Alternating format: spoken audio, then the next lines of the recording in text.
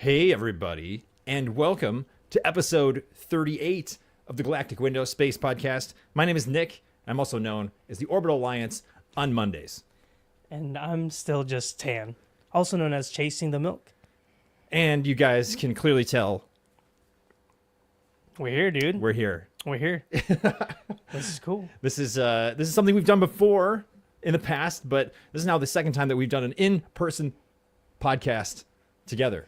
So, Galactic Window in real life. Yeah, it's very interesting. It's weird, not in a bad way, but the fact that I can talk to you like right next to me without having to wait for that delay is pretty nice. Right. Yeah, and it's like it's weird because we've got this like the delay is like a permeating thing that kind of creates this pattern in you, and you sort of have to respond to and adapt to that, and now it's just like Yeah, instantly gone. What do you guys think? What y'all think? Yeah, welcome in everybody. 19 of you joining in across multiple platforms. Thanks for tuning in tonight to the podcast. If you guys are brand new, welcome. This is a space and astronomy podcast. We like to talk about all things night sky related, and you don't have to be an expert to be here. You can be anybody. Just come and hang out, chat in the live chat with us, chat with the friends in there, make some new friends, and have a good time. And hopefully at the end of this all, you walk away just a little bit more interested and excited about space. That's the goal. Whatever Nick just said. all the things. This is cool. Yeah, I see a lot of familiar faces here. Some of you guys haven't seen in a while, so welcome in, everyone. As always, make sure you grab some drinks and some snacks.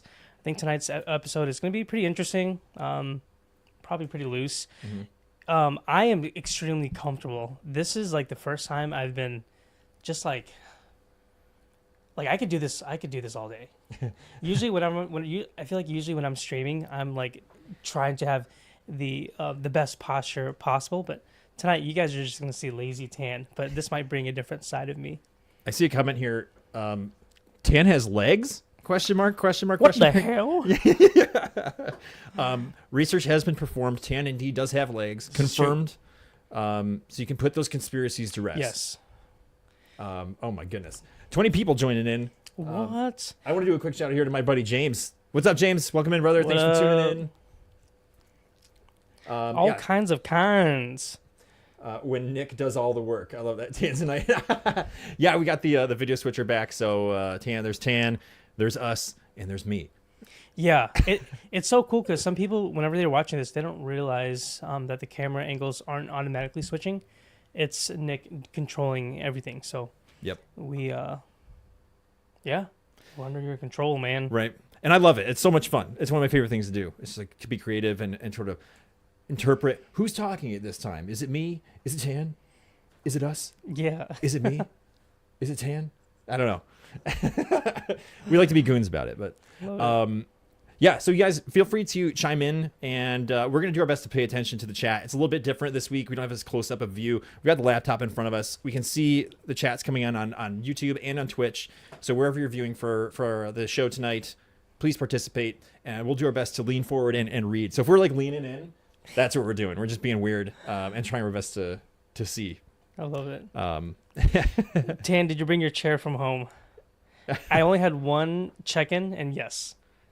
You this is it. I packed it up. Yep. One check bag. Yeah. It was just a checked chair. Yeah. Can you imagine like going through the terminal with a chair on your back? Yeah. Like a whole computer chair? Don't be suspicious. Don't be suspicious. Yeah. Right. Oh my goodness gracious. That's too funny. Nick, can you order Taco Bell through that thing? There is a dedicated button on here that I do need to allocate a function to. Yeah. I need to start coding and if this then that equation or algorithm, and then make it happen. So it's just like cheese gritty to crunch, quesadilla, Mountain Dew, slurp. So maybe soon, maybe one day. Mm-hmm.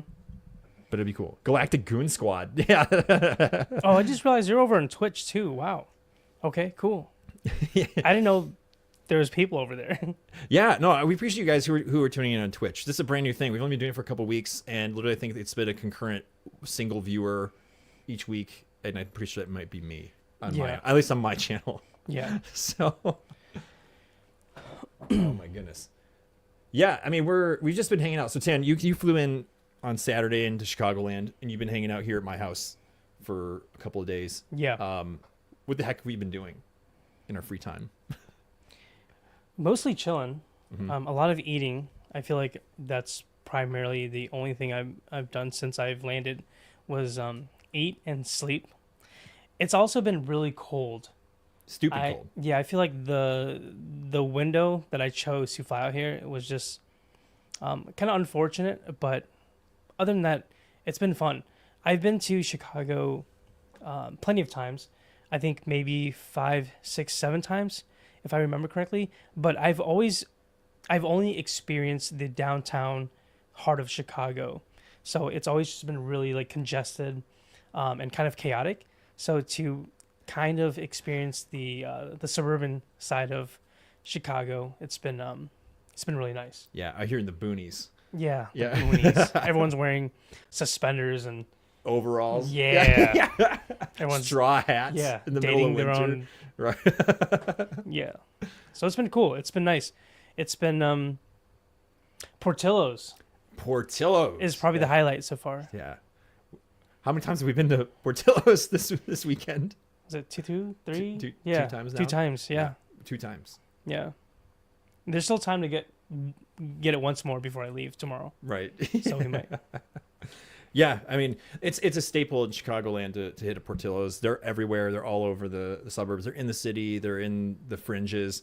There's multiple in my area, so you kind of just take your pick of which Portillo's. It's not a matter of will we go. It's which and one? how many times. Correct. Yeah. Yeah. So that's a good time. Yep. And we also had a chance to just eat other good food and Meet some cool people. mm-hmm. Yeah, we met a couple of your friends. One of them's in here, AK Kiffer in the chat. That's right. Basically a pro Fortnite streamer. Yeah, full-time Fortnite streamer. So we got to hang out with him. We met your friend Ryan, who is just an audio visual expert. Right. Probably a jack of all. He can cook food. Mm-hmm. He can make pretty good. What are they called? Steaks? Steaks and the other thing, the drink. Oh, old fashions. Old fashions, Yeah, yes, old yes. fashions, yeah. Yeah, spent like 2 hours making one. Right. But yeah, it's been fun. It's been a short trip, but been pretty productive so far. Mm-hmm. Yeah, it's been awesome. Because back in was it early November, late October, when I came to visit you down in St. Louis, like we kind of did the inverse this time around. You came up here, I went down there last time, but Yeah. and we just spent the same amount of time, but in each other's worlds, and it's cool to have the chance to like tap in to your life. And again, for those of you guys who don't know our story, we met on TikTok like 2 years ago or something like that. TikTok dating. TikTok dating. Yeah. Yeah. So it's like we got the chance to like become friends kind of just digitally and Yeah. to watch that happen. And then we've met in person now like 5 times or something like that. So Yeah. it's not old news, but it's like one of those things where it's like we still are getting to know each other. We're still hanging out. And the best way to do that is just like log some hours. Yeah. Well, whenever we bring up that story, it still sounds kind of weird to me. Meeting in the comment section, pretty much, Mm-hmm. and then just slowly deciding that we're going to meet up to shoot an eclipse together, Mm-hmm. and then fast forwarding to, hey, do you want to just do a podcast? Right. So yeah, I don't know. We're still in the honeymoon phase. we haven't started fighting each other yet. I don't have a ring yet, Tan. Where's my ring? Well, now that you mention it. Oh no. Don't tell Ashley off in the chat. Yeah, it's been an interesting ride, man. Yeah, it's been cool. It's been cool. Well, now this is episode 38, so we're rounding the corner. We spent a lot of time actually planning the podcast and having a good fair few discussions, like just sitting here lounging and basically having like creative sessions, which is really cool. Mm-hmm. Getting the chance to brain dump without the like mediation of a phone call or something like that, where it kind of determines the pace and the cadence or even the opportunities to think out loud. We've had like a really good time just sitting there, writing stuff down, dreaming, and letting our brains flow. Like I think we got into like a deep state. Was it yesterday? I think it was yesterday. I was like, dude, I'm in the flow state and I'm getting intense. That was the word I said. I was like, dude, I'm getting intense. And you were like, dude, get intense. And I said, good, because I don't feel like I get to be intense much. And it's cool to like reach that tier of your like mental cognition and creativity and just let it all out. And I feel like we have made some really good progress looking ahead for the year coming up and even into next year. We have like loose plans into 2026, like ideas were flowing, which I mean, that's pretty crazy. It's exciting. I need to find a more effective way to find that that moment where I can get intense, because, and I don't know if you guys have this problem. Let me know in the chat. But sometimes I will feel extremely creative, where it's almost overwhelming, and I need to focus on just one task, or else I'll spread myself too thin. And other times, I am just desperate for any bit of inspiration. I am reaching, and it all seems like it's just not close, you know? Right.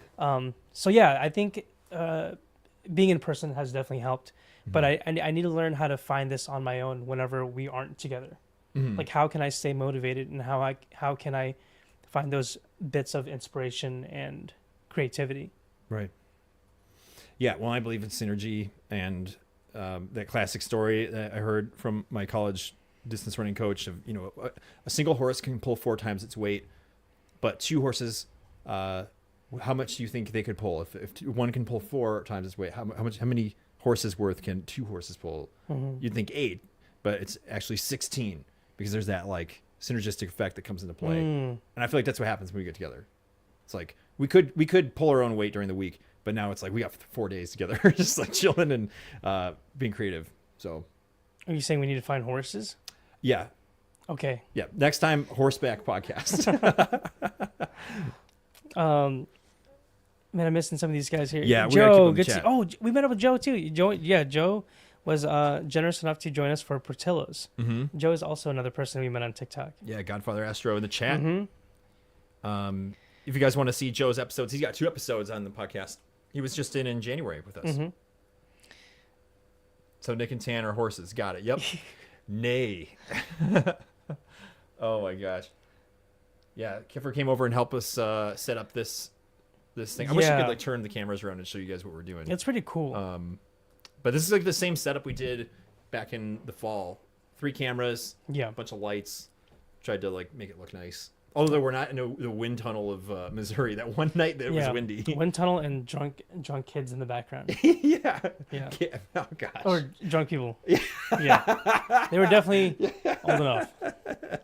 Yeah. Yeah. Humans consuming. Yep. Oh my gosh. Ophelia officiated. That's so funny. Man, there's so many of you guys. 23 of you tuning in. That's pretty great. Yo, guys, seriously, thank you so much. If you know someone who would be interested in hanging out with us tonight and hanging out with you guys, share the link with them and invite them in. Even if they come hang out for 5 minutes, it'd be cool to have as big of a group as possible. Yeah. Cool, man. This is sick. This is the episode that Nick needs to let his dog in. I think you're right. But a little bit later, I'll bring in Nova. We'll get her in here. I got to meet Nova, and I love Nova. I love Nova a lot. If you could picture the pinnacle of just being a chill pet, it's Nova. It is. She's everyone should strive to be like Nova. That's right. Just fully in tune with the relaxation life. She's just a chill dog. Yeah. Does she meditate? I think she meditates for like 19 and a half hours a day. Dude. Yeah. Yeah, it's incredible. My life would be so much stress-free if I was like Nova. Oh my gosh. It is so hard to read these comments. I gotta like actually lean forward. Yeah. Here. Actually, I'm gonna read some of these on my phone. Tanik. Check Chan's bag before leaving. Nova might be in there. Damn. That was a good idea. One time I got a great drunk in the background. Dude, got. Yeah, you drunk typing that? Yep. That's so funny. Excited for the Nova reveal. Yeah, she'll come. I'll go get her in a little bit. Yeah. But we should probably talk about some space stuff. You know, okay, yeah. Oh, that's what this podcast is about. It's there is actually a purpose. I tend to lose the purpose quite often, but that's okay. Let's do it. Yeah, so we were kind of just trying to think about like, hey, what would be super fun to talk about? And one of the biggest things that happens in the winter are things get in the way of astronomy, right? Like it gets cold, it's wind, and it's really unpleasant to be outside. But then we were talking about mosquitoes in the summer. Like there's always something getting in the way of astronomy and our ability to go outside and feel comfortable, or to be able to shoot or image or whatever. So like we just thought we'd talk about the things that get in the way of astronomy. Because there's a lot. There are a lot. There's a long list. Yep. So yeah, like Joe, when at lunch today, was talking to us about those trucks that go through neighborhoods. At least they do in the suburbs here in Chicagoland. But they spray for mosquitoes. They spray whatever that kind of like Cancer aerosol or whatever it is into the air. They go down around at nighttime and they spread it through the neighborhood to like kill all the mosquitoes. But that spray is not, of course, healthy to breathe in, and it's equally detrimental to if you're outside in your driveway or in your yard with your telescope, and now all of a sudden you have to be like covering it up because the spray is like blowing in. It's going to coat your equipment. Yeah. It's going to get in your eyes. You're going to breathe it in. And if it's bad for mosquitoes, it's probably bad for us. I don't know. So we were just talking about things like that, how frustrating that can be. But what are some of the other ways? Chime in the chat. If you guys are stargazers or astrophotographers, or even just like, I don't know, brainstorm some ways. What do you think? Yeah. What gets in the way of astronomy? Yeah, other than the obvious weather that decides not to cooperate, rain, snow. Let us know. Yep. I see some. We see Astro Hillbilly getting in there with the flowery language. I was trying to think of a good censorship term here. But clouds. Yeah, clouds for sure. Light pollution from Shannon. Holiday lights. Yeah, that's good. Here, let me feature a couple of these here. It's in the negatives. Yeah, it's been extremely cold. Chemtrails. That'll do it. Yep. Let's see here. Yo! Oh my God. Tanix? Dropping 5 membership gifted. Thank you so much. Holy crap, dude. Very, very grateful for your support. Thank you. If you guys are in the chat, maybe you got gifted something. Maybe you should check and see who's earning any of those. Thank you so much, Gingerbread Man. That is so nice. Thank you so much. Tanix MVP, exactly, Celestial. Looks like 5 people got gifted. Oh, nice. Hope Diesel. Oh, sorry, I just closed it. Rude. Oops. Yeah. Yeah. Super rude. 5 people. Yeah, just check to see if you have that little green star next to your name. Yep. So if you're now a member on the channel, you get special perks, which is super cool. So some of those perks include the ability to come on the show as a mini guest. You can play a game with me and Tan, or you can do a mini interview where we talk about your view through the galactic window, giving us your interpretation of how the night sky connects with you. We're also exploring different ways to include you guys in the program. Like if you're an astrophotographer, we want to be able to have the chance to feature your astro photos, which is something that we've been wanting to do for, I think, quite a while. So yeah, there's a lot of little perks. You also get a little star next to your name in the chat. So every month that you keep subscribing as a member, that changes color. So those of you who've got either like light blue or teal stars in the chat, I believe you guys are the longest members. I can't see it in here on a StreamYard, but it changes and it goes up. So later, I think when you have like a purple star or something, I think you're like the OG. The OG. Yeah, seniority. Right. Yeah, but it's a good way for us to get to know you guys a little more. And I know not everyone may want to hop on stream. Some of you guys may be shy, and if that's the case, that's fine. We are always open to suggestions as well. So if you have an idea and you're like, hey man, I really wish Tan and Nick did this more, or I wish you guys would maybe have an episode focus on this, whatever it is, let us know. Like any feedback is extremely invaluable. Yo. Member for 2 months. You also get highlighted messages once a month. So is that like a you showcase cool. that you've been a member for? I think Twitch does that too. Is that what's happening? That's super cool. Yeah, I didn't know that. You got your SV Boney wireless cam? Nice, dude. Let me know how it is. We were just talking about SV Boney. We were. Yeah, let me know how that is. Cool. Speaking of cold, it's cold. Yeah, what is it right now? It's 0 degrees Fahrenheit here. Yeah. 0. It's windy up here too, man. I I don't know if it's just a Illinois, Chicago thing, but dude, it is not. I just feel like if I was at home, it wouldn't be so bad. Just walking in the parking lot, my face was burning, and it's brutal. Yeah, it sneaks up on you because you think you're prepared, but you're never prepared. You're never really prepared for it. Yeah, so that definitely can put a dampen on astronomy for sure. Let's see. The wind chill's -16 Fahrenheit right now. Oof. It was clear. I'll bet you Was it last night? Yeah, it was clear for a little bit. Mhm. I remember seeing the moon, and a part of me was like, "Oh my god, this is the first time I've seen clear skies in so long." And then I thought, "Well, I'm not gonna stay out here and watch. Mm-hmm. It's too dang cold." Yeah. Wait, Chicago, the Windy City is windy. What? News to me. Oh my gosh. What? No. What? No. Hold on. Oh my god. Bold entrance by Richard Yeah, Jones. red carpet. Jeez. Throwing in the super sticker in the chat. Everyone throwing some huge W's for R.D. Jones in the chat. Thank you so much for the support. I'm glad that the supers are working this week for you. That's huge. I don't know. I still don't know what happened. It just got funky last week. I want to give R.D. Jones a huge shout out because we actually had some really good steaks over the weekend, Yeah. courtesy of you and a lot of people, everyone who's contributed. Mm-hmm. So thanks for feeding us. It was a good way to celebrate Yeah. life a little bit. Mm-hmm. You know, being alive. Jared Jones, that's insane. Welcome in. So RD. generous. Yeah. Yeah, good to see you. Yeah. So I don't know. Do you have any? Can you think of what's the coldest you've ever been outside doing astronomy? Tonight. Like Since I've been here. So, Okay. Like do it like with your telescope or something.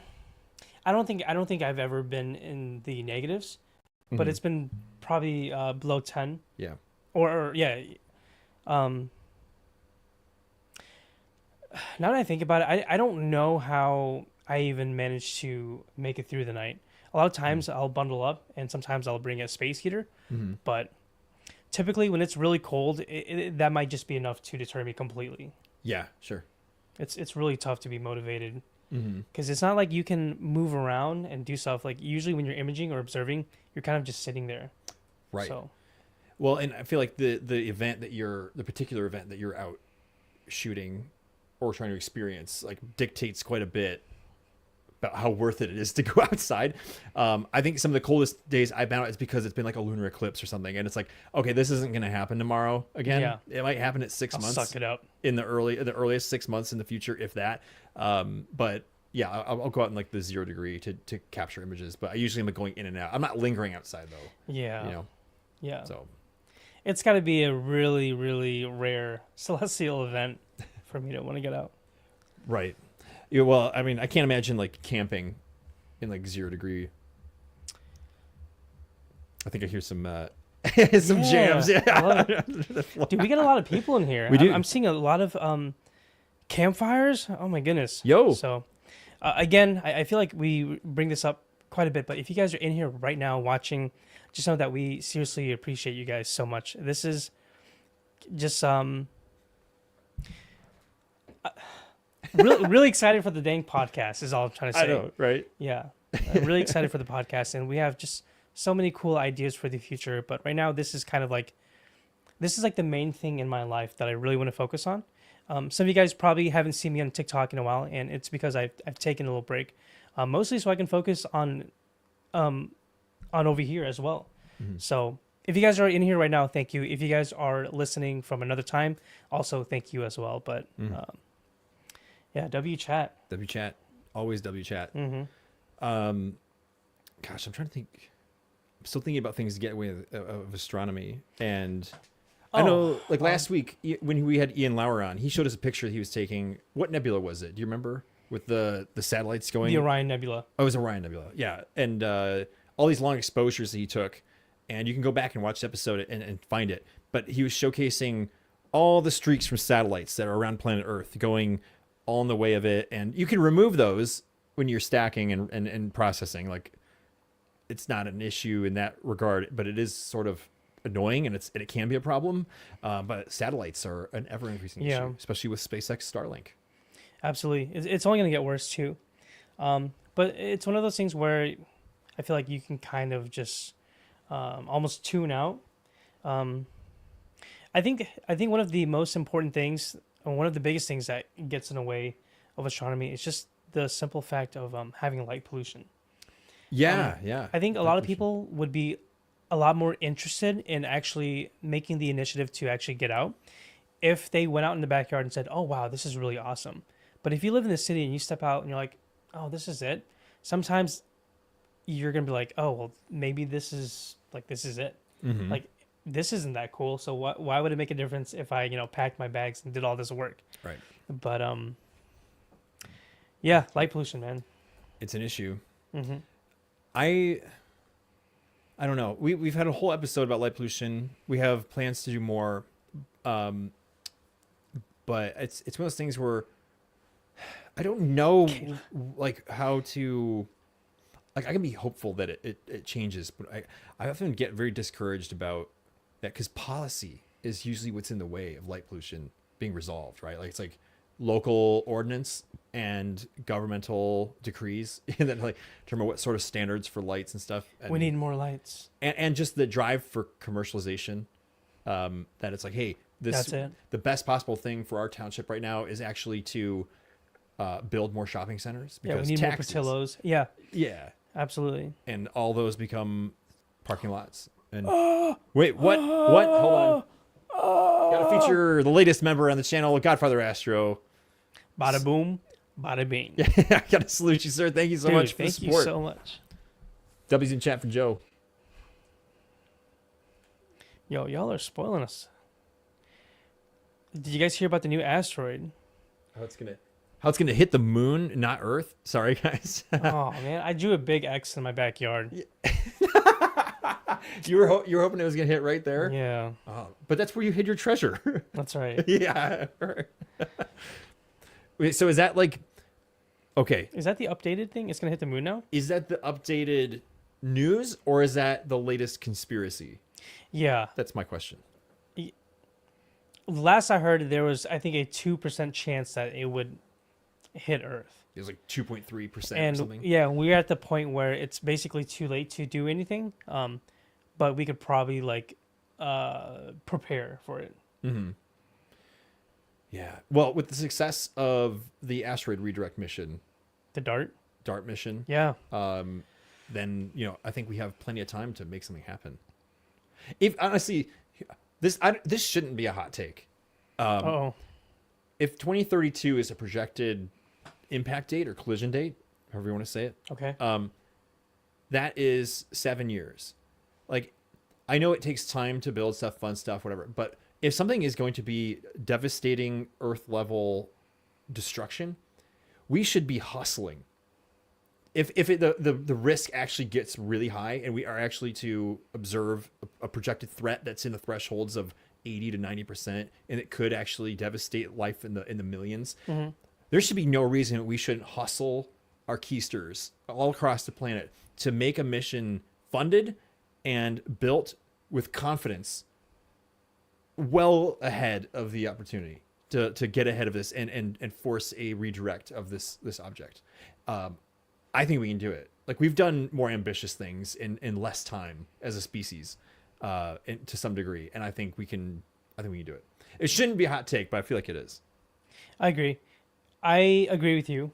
I also believe. Have you seen the movie Moonfall? I have not. I know of it, okay. And I wish I have had. I feel like the idea is the same. It's a bunch of scientists. Basically, there's a catastrophic event happening, and there's clear signs that it's going to happen, but people are like, we'll be fine. It might be like that. There's going to be one side of humanity where they're like, we should be doing this yesterday. Yeah. And then there's the other side that's probably like, well, I don't know, man. Like, we got some stuff going on right now. Right. Is it really going to happen? Like, maybe we'll be okay. So I agree with you. Who knows? Mm-hmm. Who knows how humanity will actually react if we were to cross that bridge. Right. It's easy to make these speculations and play these things in our head as we think would be fit, but who really knows? Right. I'm definitely not in the boat of shoulda, coulda, woulda. Like, hey, we should have been building this 20 years ago or whatever, because you can't change the past. But I'm definitely in the boat of we have the resources like now to solve an issue that if data consistently increases in the direction of life-threatening danger, then we as a species should move the money, move the people, and make it happen. But yeah, I'm not looking backwards. I definitely think it's looking forwards. And if the thing doesn't come to pass, like and end up on a collision course, and we spend all this money to create a redirect, like then just hold on to it, right? We build a rocket, we build a probe, a collision probe, or whatever the plan is. We have the materials built and ready if and when, like orbital defense, like why not have it? Like God forbid we have a solution in the future and we're actually ahead of it. Sometimes it takes like a real life threat to be prepared. Like, I don't know. That's just me. These are some really good comments. Yeah, what do we got? I think people will lose their minds in society fall. I mean, probably. I mean, I wouldn't be surprised. We need to come up with something. Chuck Norris isn't going to be here forever. That's true. Hey, don't ever underestimate Chuck Norris's ghost. That's kind of much to worry about that. Because I have to worry about rent and bills. Sometimes it's hard to focus on giant issues. That is extremely... I'm with you. And I think that's the main thing that prevents a lot of people from wanting to work on certain issues like now is because, like, dude, I'm just trying to make rent. So it's not that people don't care about these things. It's just, I understand there's a big problem over here, but there's also a really big problem like here, right, like in front of my face. So it's me, right? Yeah, it's Nick. So I'm the problem. It's me. Yeah. So I totally feel you, Roxy. That's why I think that's where it gets tough. Yeah. Well. And it's hard because it's not a glaring real issue right now. Like the threat isn't today, so nobody's gonna care until it is right in front of us, and then it's gonna be then it's too late. Then it's like, I wish we had thought about this 7 years ago when Nick and Tan were talking about it in their podcast because they were smart. Exactly. So then that's when the tides turn. There's gonna be people like, oh my god, we were trying to tell you guys, blah blah, and it's one of those things where it's always gonna be it's a two-sided thing. Of course, yeah. Just like with many things. So yeah, I guess the way to go about it is maybe to find some kind of compromise, perhaps. Well, let's just hope an asteroid doesn't hit us, so we don't have to. So we can just only focus on like rent and food and eggs right now. Maybe we'll just start throwing eggs at the asteroid. Yeah, that'd be more expensive than throwing a rocket at it. That's right. Yeah. Well, maybe if we all go outside, get enough people, we can just collectively like blow air at it. Exactly. Like hope it goes away. Our atmosphere just starts bending and injecting material into space. Power of the collective. Yeah, right. Richard Jones, what did you think of Moonfall? You just watched it recently. Yeah, what do you think? It was kind of a controversial movie. Maybe not controversial, but it was. I think a lot of people were pretty opinionated about it. There's actually a book called Moonfall. Is it based off? I don't know if it's adapted. If that's it. My astronomy teacher in college recommended it, and I said, okay, why not? Nice. And I don't think I ever finished it. Sorry, professor. My bad. I should actually finish that. Right now. Yeah. Yeah. Interesting. See you guys in the replay. All right. Sweet dreams, Tamara. Have a good night or good morning. Yeah. Good morning. It's like 3 or 4 o'clock for you, right, Tamara? I think sometimes she just sets an alarm just to say hi. I think she does. So if that's the case, W Tamara. Well, and thank you for the super thanks that always show up the next day in the morning. I wake up to a notification. We appreciate your support. Thank you very much. Very sweet. The best way to go about it might be to collectively work on preparing. Individuals can worry about their bills and now issues. Meanwhile, big groups can handle bigger prep plans for the masses. Yeah, I think that's fair. You know, I just thought of. That's an interesting. You spurred a thought in my mind. Ooh. Like, Tell me. there's the planning phase and there's the mitigation of the threat, right? Like, there's building a rocket, there's creating plans, there's funding, there's all like the front end stuff. What about the back end? Like, what if this asteroid does hit and it creates some disaster and levels several cities or something like that? We lose people, or at least like there's tons of destruction. Like, it could be worse than a hurricane, like a Category 5 hurricane event. We also would have to come up with like the post-event plans, right? Like the funding for recovery, because that's not just like any natural disaster. That's not like a hurricane or a tornado. Like, that could be something totally different that we've never experienced as a species. And what are the protocols for celestial objects leveling civilization? I think we can only prepare for so much. We could have an idea. We can have like computer AI models to kind of predict what it thinks that would look like. But in the end, I think it might just be like, we're just going to have to figure this all out now. Right. Just like a lot of the things that happen, you can plan for it, but then like once it happens, you may just have to completely throw like all the papers away. Right. And just do your best to figure it out like while you're in it. Right. Like, we need to make like what is it, FEMA? Is that the right organization for like disaster recovery and stuff? Like, we need to create like a meteor version of that, or like a asteroid recovery agency. Yeah. But we need to make a really funny acronym for it. Somebody come up with a good acronym in the chat for for meteors colliding with Earth. Yeah, recover, like humanitarian stuff. I don't know. There's got to be there's a joke in there somewhere. Yeah, hopefully that doesn't happen, but yeah, it's a cool topic to think about, though. It's a thought experiment at very least. Even if the risk is still 2% for the next 6 years, and then it goes up to 3%, and then nothing happens. Yeah. We should just enjoy the process of exercising our brains, right? Yeah. I'm gonna look something up because you gave me a really I wish I knew more about this topic, but we're gonna go back to ancient civilization also having the same conversations.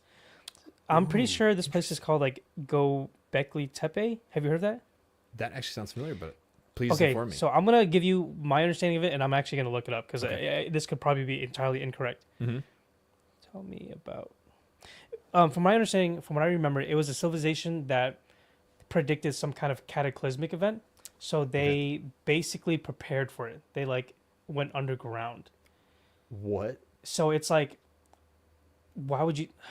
Let me read it. Wait, is that the cave people that are in is it Turkey? Let's see, it predates. There's like a whole. It is southeastern Turkey. Yes. Okay, so here, let me just read. This is chat. Thanks. Shout out to Assassin's Creed for teaching me history. Oh, no way. Yeah. Oh, sick. You get to go in it in Assassin's Creed Revelations. Okay. So this is Chat GPT. Okay. Also, Steph thinks that you look tired. Oh, I'm just very comfy. Yeah, he's lounging. Yeah, I'm lounging. Okay, so Göbekli Tepe is an ancient archaeological site in southeastern Turkey, dating back to around 9,600 BCE, making it one of the oldest known human-made religious structures. It predates Stonehenge by about 6,000 years and was built during the Neolithic period, long before the advent writing or metal tools. Okay, so let me just do the short version. Okay. Celestial, it was so good. It's my favorite of the entire series, for sure. Okay, I'm gonna sum it up. Features massive T-shaped stone pillars with intricate carvings of animals, likely used for religious or ritual purposes. Its discovery reshaped our understanding of early human societies and the origins of complex. Well, that's not really telling me about. Maybe I got it confused with something else. But there is a specific site that was very puzzling to scientists now, and it made us ask, like, did these guys foresee something happening, or were they simply just preparing? Right. Were they the crazy guy who had a bunker in his basement for that one day that it's going to happen? Right. And I guess in any case, it's probably a conversation that was brought up no matter like what time period of humanity. Yeah. It's something that you should think about, I think. Did they find a bunch of cans of beans and Twinkies That would stored be up in the great. cave? Some spam. Yeah, some spam. Yeah. That would be the true proof of whether or not they were trying to endure a survival level event. Mm-hmm. But I mean, yeah, I love that mystery that we might not actually ever know, like what they were thinking, and it's a big mystery. Okay, here it is. This is the main part that I left out. So the site was mysteriously buried around 8000 BCE, possibly by the people who built it, preserving its structures for millennia. So yeah, it was buried. It was intentionally buried. Oh, dang. And I'm assuming they figured out it was buried. Like there's a way you can figure it out if it was like just covered by like some cataclysmic event, or if it was intentionally like dug Right. to hide. Dude, what? And if that's the case, if that's the case that we're gonna go, then that's super interesting. Podcast in this cave? Yeah. Yeah. I'm thinking so. What do you guys think? Do you guys know anything about some of these? I feel like I butchered most of the stories. I don't know much about it, but I remember hearing just a glimpse of it, and the idea that a civilization would hide themselves or protect themselves is extremely fascinating, because like we would do the same. Sure. If we knew for sure something was set in stone and was going to happen, we would do our best to like protect ourselves. And maybe hiding underground could be a way of doing that. Anybody a fan of the Fallout series, the video games in the show? Like that's kind of the premise. Everyone knew like they're like Vault Tech. Let's build vaults underground so that we can survive a nuclear event, and it happens in the games. And then the people who survive are in these vaults for like 200 years or something like that. It's a crazy thing, but I mean, even science fiction certainly explores this topic quite a bit. That's the best part about it. You can sort of like bring it to life and imagine it. So I don't know. Yeah. Yeah, we're catching up here on your guys' chats. Sorry about that. We're still talking about Black Flag, the Assassin's Creed. Dude, yeah, I just played that game for the first time last year. It's a good game. You have the lore of the lost city of Atlantis. That's a good movie. Ooh. I might have to rewatch that. Like the Disney one, the cartoon? Yeah, I love that. Yeah. It's great. I also see you have a fully functioning Pip-Boy. Is that like the $200 one that is based on the show? Because that thing is sweet. I've been watching videos on that recently. Don't even get me started on Underground Cities. Wait, you're into that? Oh, man. Foxy Roxy with the Underground City knowledge. City. Yeah. W Disney Atlantis. Yep. Oh, for sure. I think it's a hidden gem, that movie. I think it's up there as one of my favorites. I always forget about it, but Atlantis. Yeah. Which feels criminal to be able to say it's one of my favorites if I don't remember it. But you know, I have to rewatch it tonight after the show. Let's do it. Yeah. How do we go from astronomy things to underground cities? I mean, cataclysmic events, asteroids, and that will get in the way of astronomy for sure. Yeah. Yeah. If you can't do astronomy if you're dead. Yeah, exactly. Oh man, the cartoon is underrated. Oh man, okay. Yeah, cool. I think it is. I like it. Oh man. Yeah, I think we went off the rails. But that's okay. It's okay. It is okay. That's what we're here for. You guys keep us in check, but please continue to derail us in the best ways. Yeah. Okay. So what did we talk about? We talked about mosquitoes getting away with astronomy, cold weather. We've talked about satellites. What else? Like, what are the other ways that we can would hinder astronomy? This might be a little philosophical, or maybe more of a deeper meaning, but I think it's good to mention. Just life. Life. Yeah, just regular life. Life meaning you're too busy to go, or a lot of times you just you have problems. Yeah.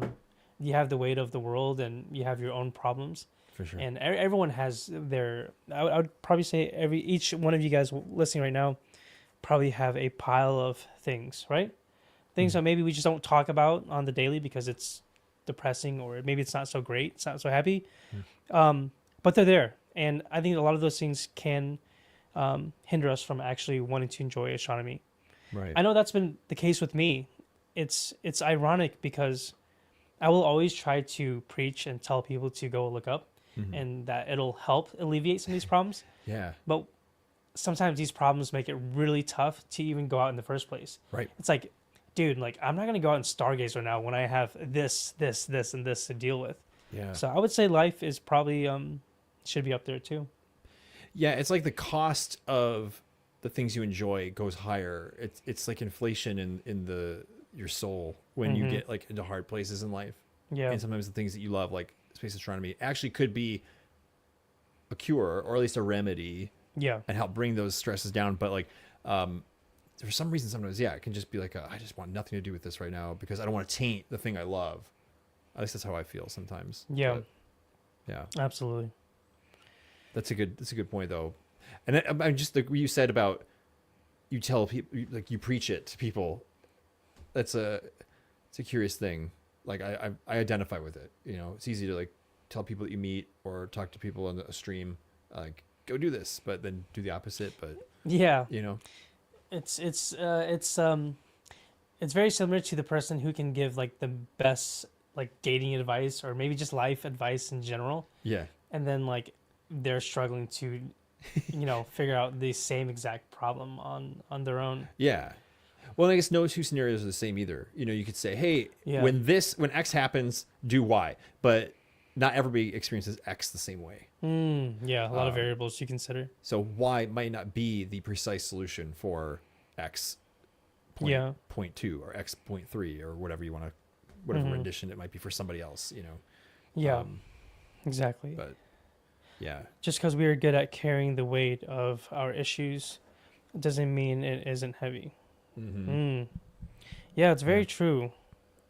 It's about capacity, right? Like, are you allocating how much energy you're allocating towards handling your problems, carrying them, resolving them, improving yourself, and still enjoying your life the way that you have been or the way that you want to be, right? Yeah. Yeah. Good point. Other than that, I think I love this. Sometimes it's more than life. I can be my own worst enemy about going outside and looking up. What can you elaborate? Yeah, we're both thinking the same thing. Like, what are some of those things? Like, do you mind sharing? No pressure, but to be, I'm sure helpful for me to learn.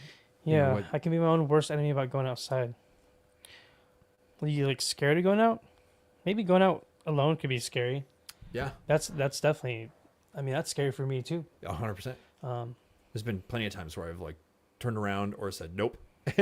Yeah. So like not risking it for the biscuit. Yeah. Chicago tunnels, ground military facilities. They spend their entire time in bunkers years. Wow. That's, I don't know if I can do that.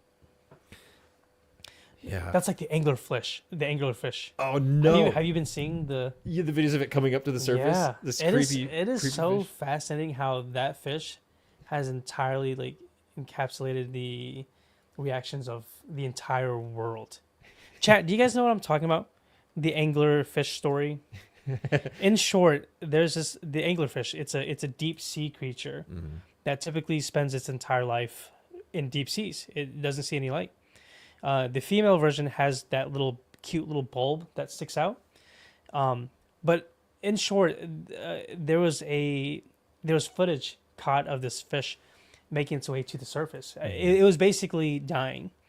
And there's just like a whole like Disney story about this fish like seeing like the light one last time. And I mean, look, I got a little emotional, chat. Yeah, right. We're in the feels. Yeah, we're in the feels. I mean, I don't know. I always wondered why creatures like that exist and just how It's so tiny. Absolutely creepy and terrifying they are. You mentioned like your teeth just like these huge like underbite and these massive like sticks for teeth. Your eyes just look like you're straight out of a horror story, and you're just supposed to like be okay with it. It's crazy. Yeah. And then they show up in the light, and they're probably like, "What the heck is this? What's going on?" Yeah. It was so small, it fit in someone's palm. Yeah, like when you see Really? something, yeah, you see something like that fish, you think it's a giant whale. It's about this big, No, it's not. dude. I promise you. Lies. No, 100%. Well, that's what makes the story that much more fascinating. Is that this tiny little fish Uh-huh. had to swim so much, and it got a glimpse of this light that it never even knew about. Oh my gosh, yeah. And basically, it died.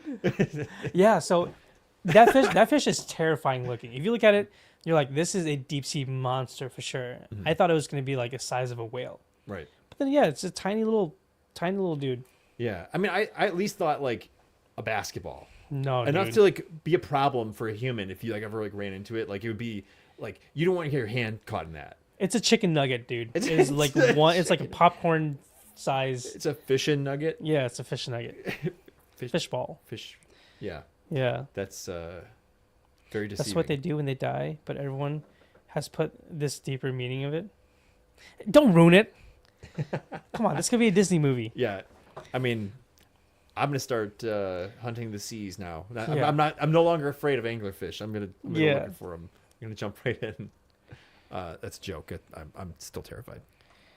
It usually lives in depths around 7,000 feet. Wow. Mole people? What? That's a thing? Those are reptilians, Richard Jones. It's so poetic how it's been living in the dark while shining its light all its life, but for the final moments, it swam to the surface from the depths just to see the sun's light. Do you think there are deep space creatures like this? Like there's like a space anglerfish? That's a tough question. That just goes to, is there other life out there? Sure. I hope so. Mm-hmm. Yes, I'm just gonna answer your question. I Okay. do believe that they're out there. Where? I don't know. Are they in our solar system? Are they beyond? Or maybe they're like so far that we'll never ever have the ability to find out. Yeah. Yeah, I think so. Do you think they're creepy? Like an anglerfish? Yeah. Yeah. They're not like little bunny rabbits. No, they probably would look at bunny rabbits and think it's the most terrifying thing. You know, it's all about perspective. Right. But yeah, I think there's stuff out there. It's wild. It is wild to think about. What if there is only one particular type of creature out there in space and it's on one planet only? And that's it. And it's one species and it's just randomly somewhere. It's possible. And then we could spend a literal eternity hunting and never find the one living creature. Man. Yeah, that's a good one to think about. Mm-hmm.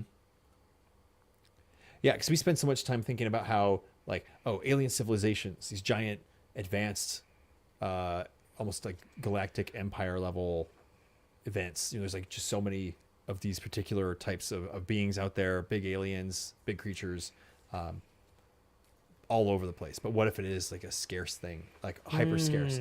Like if there's us, this thriving, lush planet filled with life and biodiversity, and then there's one rock somewhere out there with a space rabbit chilling in a hole, and that's it. And it's like Wow. on the other side of the universe from us, you know? Got the juices flowing, thinking. It's getting deep. Chat, what should we call the distant space rabbits? Yeah. We need a name. Drop your Let us know. suggestions in the chat, please. That'd be really fun. My ass kind of hurts. I gotta readjust. Dude, I mean, I think it was just maybe how I was sitting. Sorry, that caught me really off guard. I was Yeah, well, I was can- not ready for that. I don't know. I just gotta let you guys know. That's all. Does it have a crack in it? It's time to get a new one. I don't know what it is. Maybe it's just me. Maybe it's how I was positioning this. Right. Maybe I was just too lax. You're too chill. Yeah. Yeah. Call them what? Tim? Oh yes, that's a good Tim? Maybe we should call them Tim. That's the shout out to Monty Python and the Holy Grail. Fermi paradox. Kraken?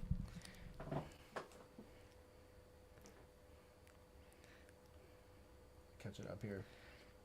The pain says they definitely still in the honeymoon phase. Oh, that pain says definitely still in the honeymoon phase. Like this kind of brings up the question: how would they have the most perfect planet, perfect ecosystem to only host one living species?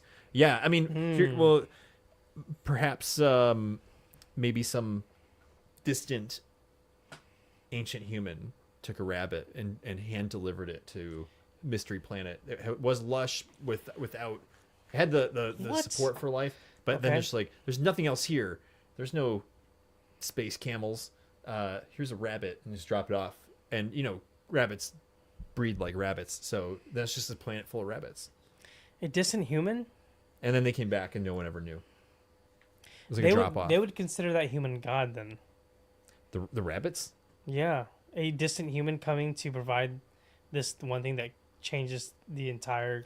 Well, the rabbits come from Earth, and they're like delivering a rabbit to this like this.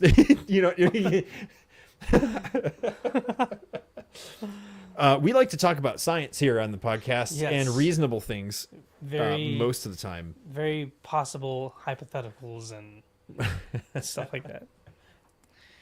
What will it do? Nibble your bum? Ah, you guys are funny.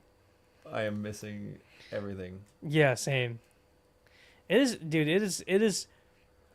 Oh my. Okay, it clicked for me, and nope. What? Whose comment? Nope.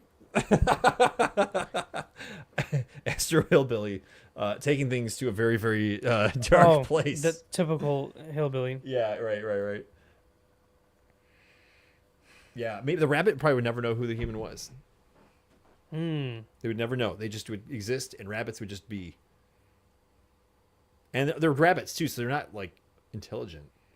Yeah, you could say the same thing about us. In their own world, they're like, dude, we might be the smartest thing. We figured this out. Yeah. We know that carrots are hella good, hella nutritious, and whatever. But they don't know what's out there. But we're no different than rabbits. But can they actually have the conscious thought to think about, wow, we like carrots and we like this, like we're the only ones.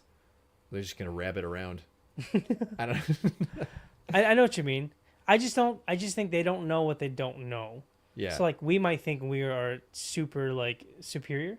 We can think, and of course, all those things in our vocabulary are extremely intelligent things. Mm-hmm. But hypothetical. Let's just say there's more than just humans. Right. Maybe we've only scratched the surface. Maybe this is like 1% of what there is. Right. So who knows? What if we're the rabbits?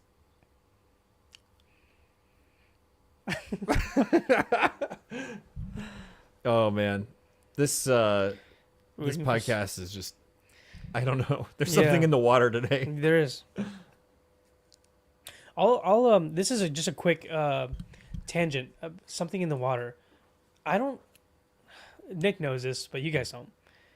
Ever since I landed here, I've been extremely, extremely tired. Mm-hmm. And look, I know it's cold, so that's completely normal for us who maybe feel like we're in hibernation mode.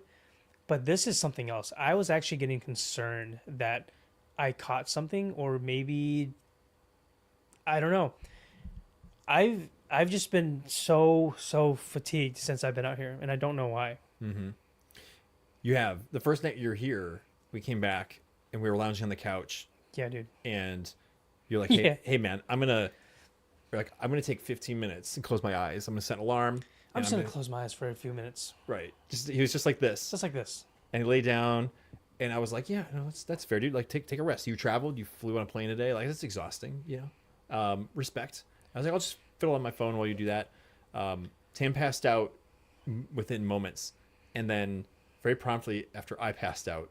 And we were and I wish we had a live camera for the podcast going there, because you would just see both of us on this like L sectional couch, like one way, the other feet over here, feet over there, and just like passed out for 2 hours. Accidental nap. Yeah. Was not wanting to waste my night sleeping, but that happened. And every day I've just been like extremely tired. Yeah. Someone from Twitch. Oh, let's not. Yeah, let's not go ahead and do that. I need to get some. Get out of here. Leave us alone on Twitch. We're trying to make it over on Twitch, bro. You're making it tough for us. I don't know how. Are you actually like relaxed for once? I am relaxed. Maybe that's what it is. You just chill. You're feeling the Nick vibes. Yeah. Mm-hmm. It's possible. It's very homey over here. Just a chill guy. It's been very welcoming. Mm-hmm. It's the gunpowder. Say what now? What from Chirac?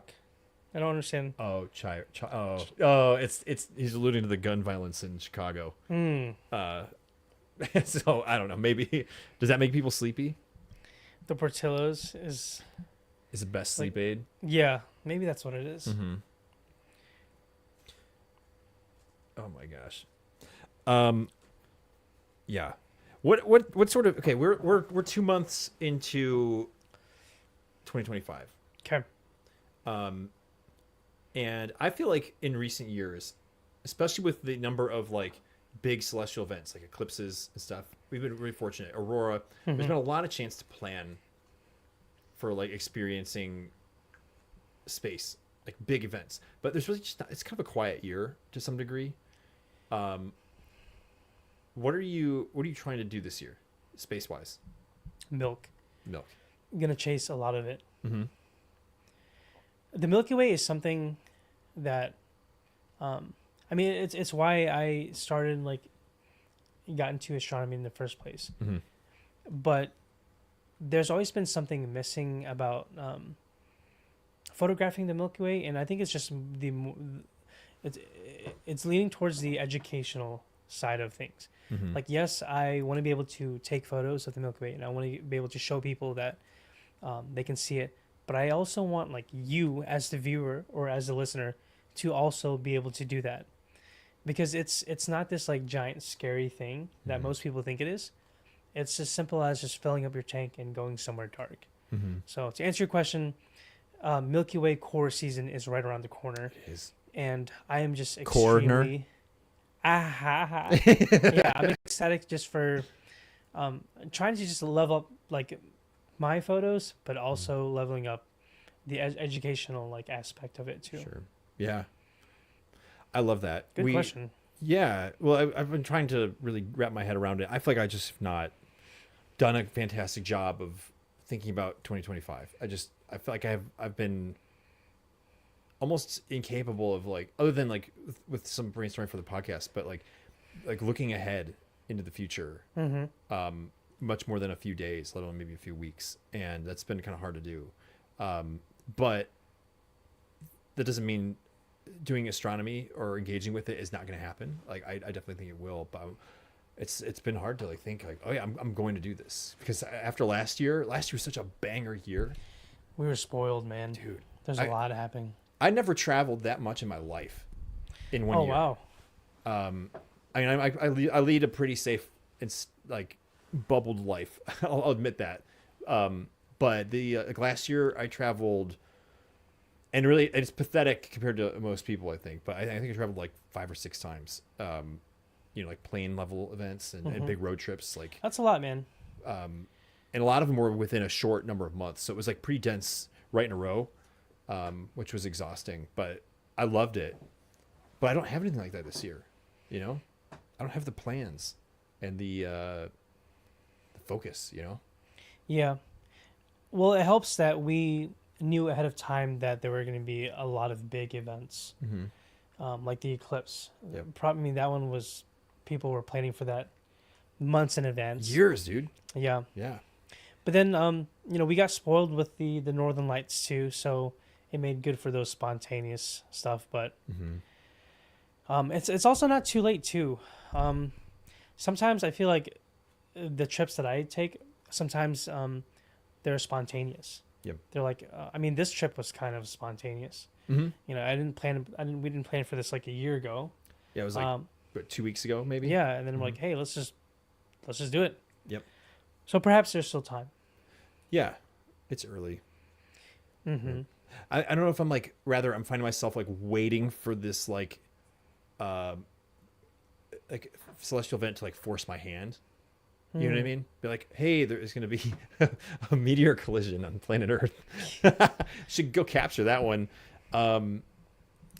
Yeah, I don't know, like some historic event, like a big eclipse, but obviously that's not going to happen necessarily because we would know, we can predict a lot of those events. Who knows? I don't know. Doesn't mean it's not going to be an exciting year, but maybe. Do you think it's okay to have off years? Yeah. Yeah. I think things would get. If you think about actually planning for an event and preparing for one, it's a lot of work, and it's also a lot of time, and it's also a lot of money. Yeah. I wouldn't say that because you didn't have a year where you traveled a bunch, that would equate to a like unsuccessful year or even an off year. Sometimes sometimes you don't have to go to like another state, I think, to photograph something cool. Yeah. Obviously that's nice. It's always a fun thing to travel, but I wouldn't let it dictate, like you could, in other words, you could probably drive an hour away from here and find something really cool to do. Right. Yeah. 1 hour. Yeah. Yeah. Like never underestimate the power of an hour. There we go. Can we put that on a shirt? An hour is all I need. Yeah. Maybe actually a lot less than that. But yeah, man, like off years are probably good too. They're probably necessary. Yeah.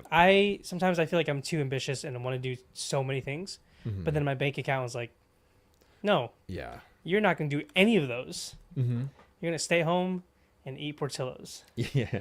Or Spam. Yeah. Yes.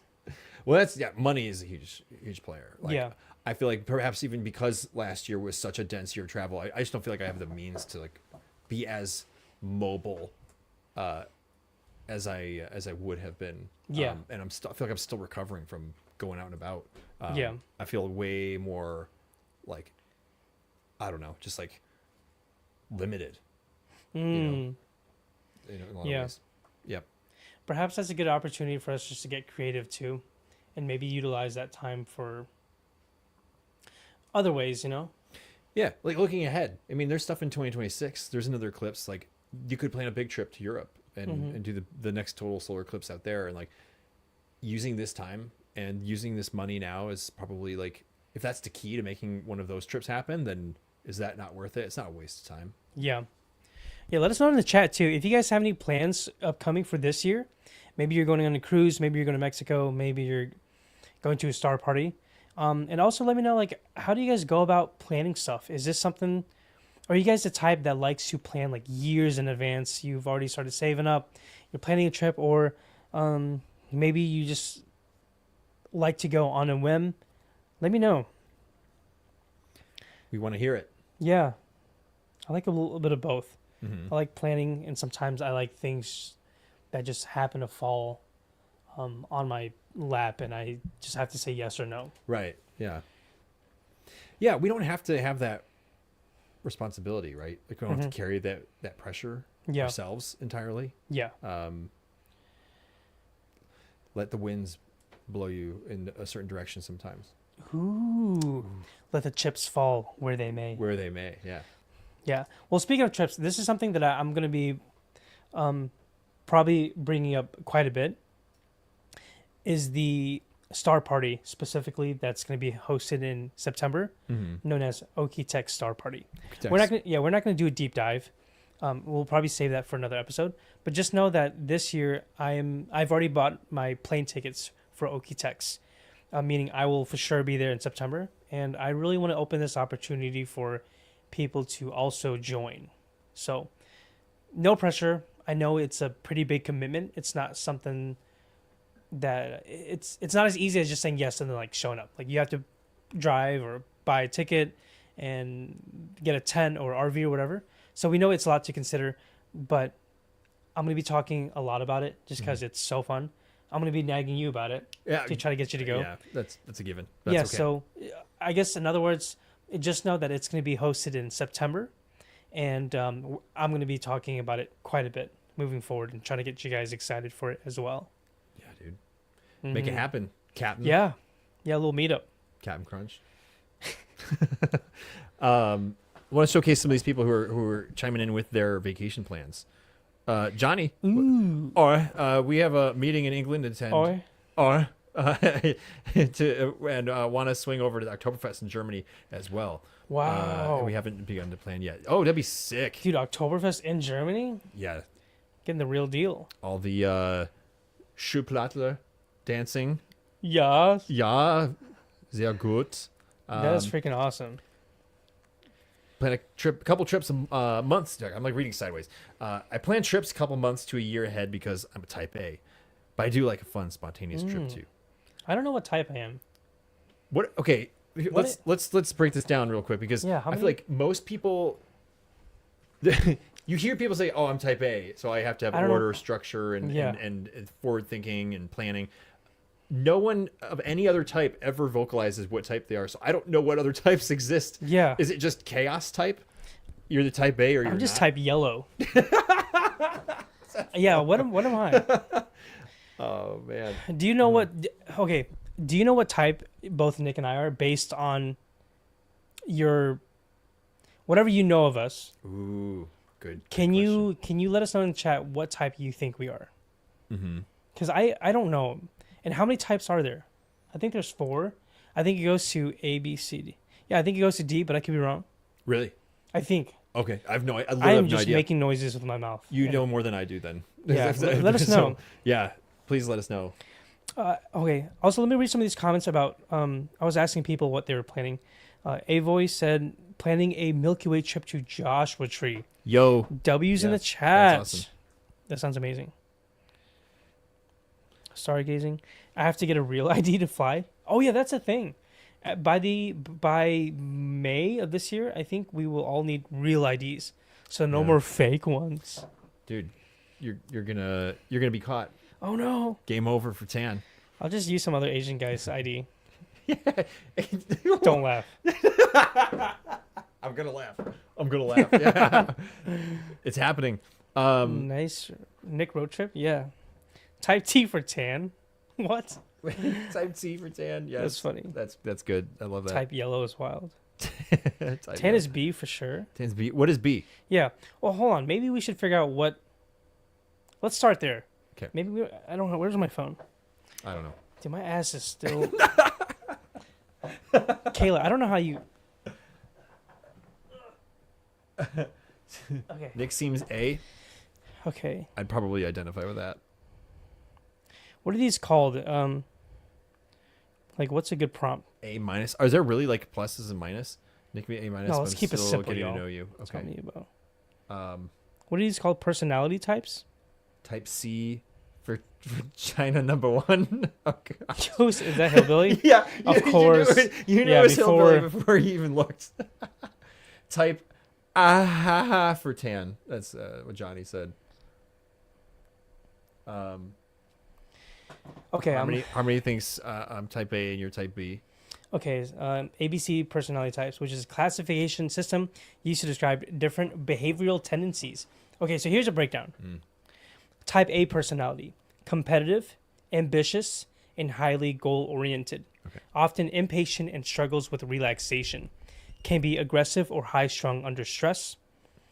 Tends to thrive under pressure, but may be prone to stress-related illnesses. Okay. Type B: more relaxed, easygoing, and less competitive. Less likely to experience stress-related health issues. Enjoys life and social interactions. Prioritizing balance. Works steadily, but is not obsessed with achievement. Type C personality: detail-oriented, analytical, and perfectionistic. Tends to be cautious and rule-abiding. Bottles up emotions, which can lead to stress-related illnesses. Often avoids confrontation and internalizes problems. That's type C? That's C, correct. Oh, dang. Okay. Yeah. And the last one is D. Prone to negative emotions such as worry, sadness, and anxiety. Avoids social interactions due to fear of rejection. Can experience high levels of stress, which may impact health. Prefers stability and routine, avoiding risks. Each type isn't set in stone, and people often show traits from multiple types. Some personality assessments expand on these.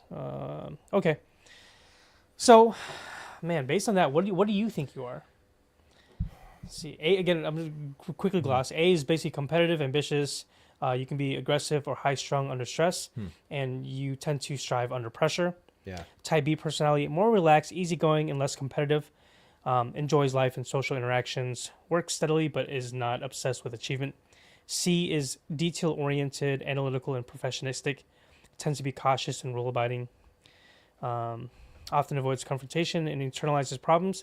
And lastly, D is prone to negative emotions, avoids social interactions, like introvert, can experience high levels of stress. Okay. Dang. I feel like I'm a mix.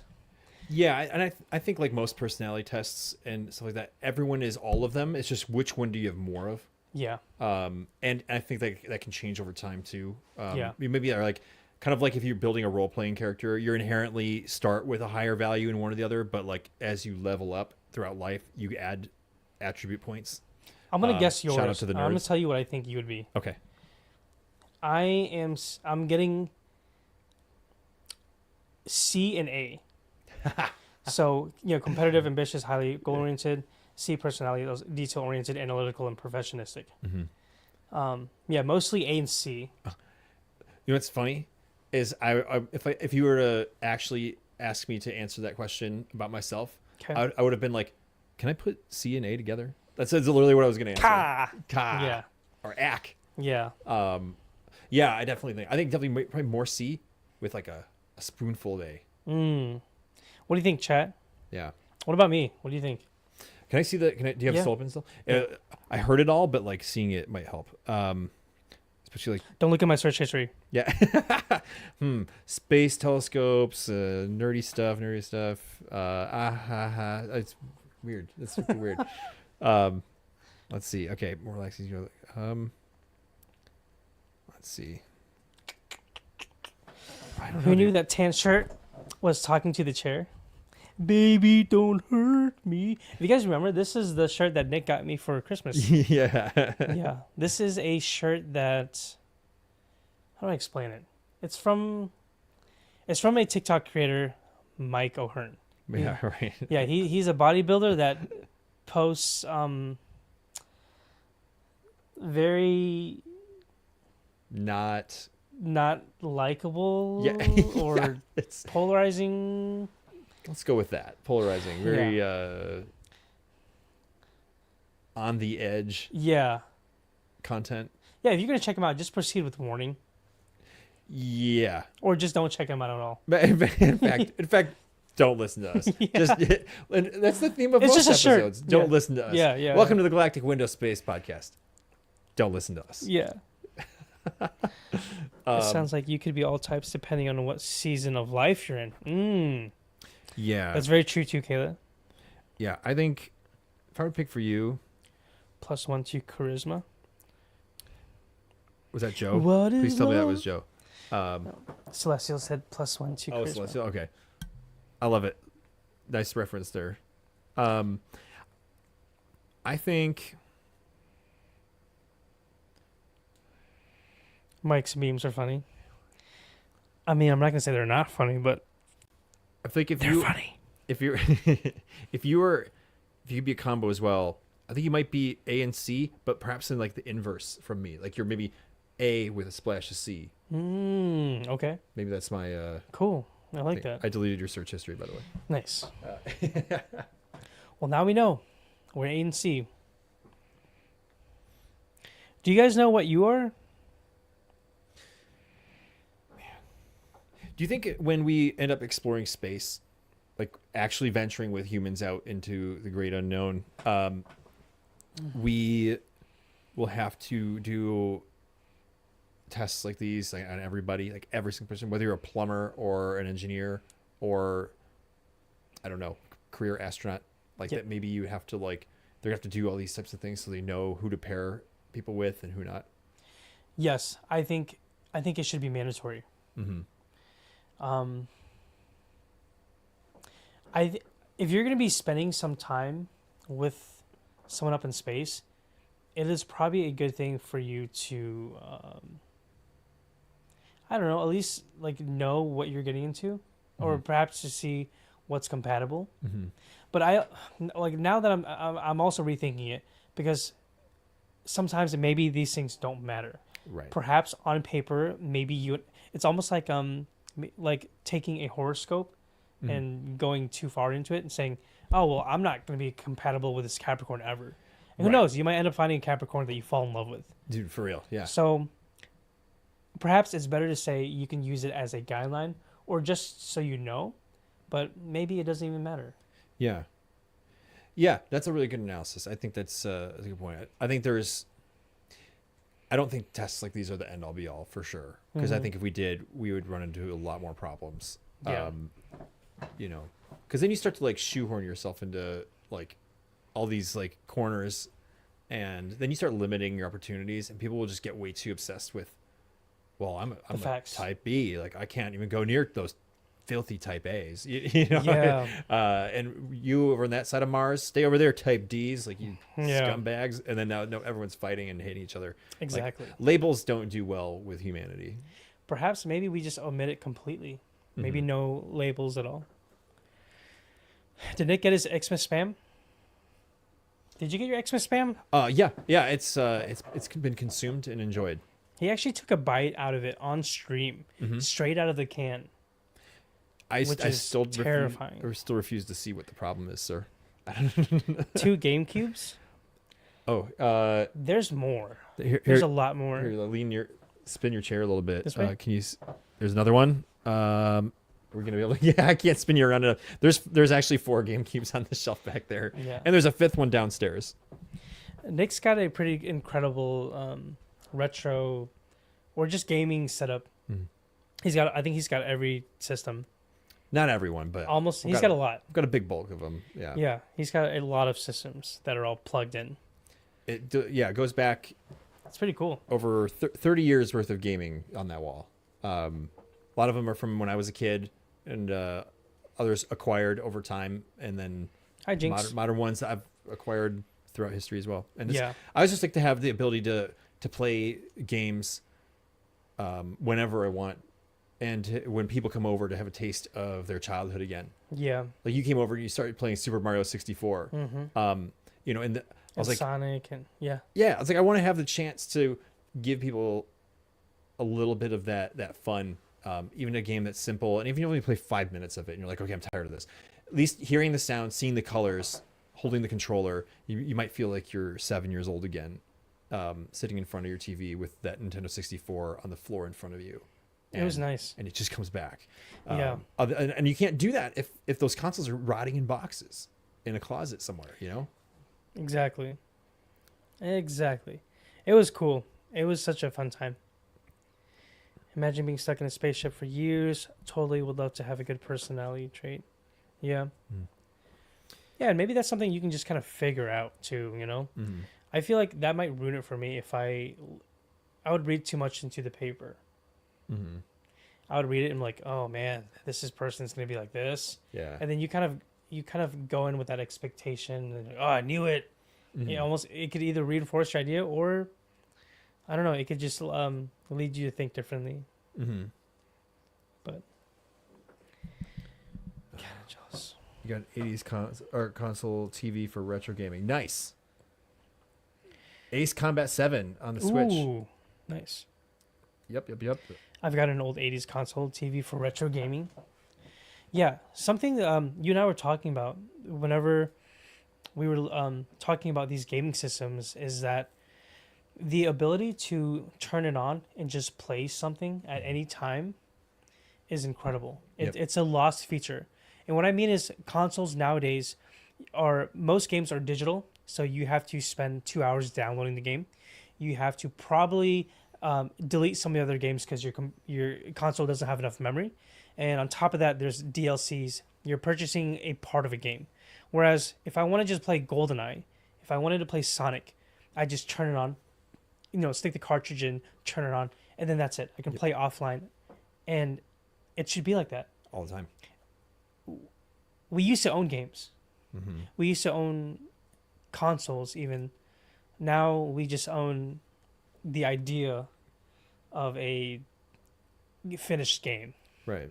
We just own the ability to purchase subscriptions. And it really sucks. And gaming services that offer like games digitally, like Game Pass for Xbox. Mm-hmm. They offer X number of games now, but next month perhaps they take 50 of those away and add another 50. Yeah. And then you can't save you delete that other game to save space to make room for another one. Like, let's say you downloaded Halo Master Chief Collection, and they would never remove it, but like, let's just use an example. You're playing a ton, you're loving it, but you're like, oh man, I really want to play Assassin's Creed Shadows. That's coming out. So you delete Master Chief Collection. Now you have space for Shadows. You start playing it, but then you're like, oh yeah, I really want to play Master Chief again in a month. But it turns out they removed it from Game Pass. It's gone. Yeah. You can't play it anymore. It's just a bummer. I couldn't agree more. Until they bring it back, Mm-hmm. which blows. Are y'all developers listening out there? Yeah. Make games fun again. Yeah, right. Have a good night, Joe. Thanks for popping in, bro. Later, Joe. Good to see you, man. Some retro check is 100 times better than anything new right now. Mm-hmm. Yeah. I think, and I know it's easier for me to say because I'm not in the industry, but I think a lot of game development has lost touch of what makes games fun. Yep. They have the idea of what they think gaming is, like what would be fun, which is just throwing a bunch of stuff that's like super like mechanically like complex. Mm-hmm. But sometimes I'm okay with just 4 controls, moving Yeah. around and jumping up and down. Right. Play some Dig Dug. Yeah. And the most important thing is the ability to actually just own the game. Yeah. I don't want to have to like sign in to play a game. If I spend $60, which is, I mean, I think I'd say that's a fair price if I actually got to keep the game. Mm-hmm. But if I'm paying $60 to play an unfinished game or to play a game that doesn't have like all the maps on it, then yeah, that's expensive. Like that's not really exciting. Mm-hmm. No, that's a good point. You know? I feel like there was a period where $60 was just accepted for me. I was like, yeah, that's fine. Like that makes perfect sense. Like these guys spend years making a game for me to enjoy. Yeah. For my rest of my life is valuable. And all these rumors about game prices going up. Mm-hmm. $70, $80, $90, $100. I'm like, okay. Yeah. Let's talk about something else. Exactly.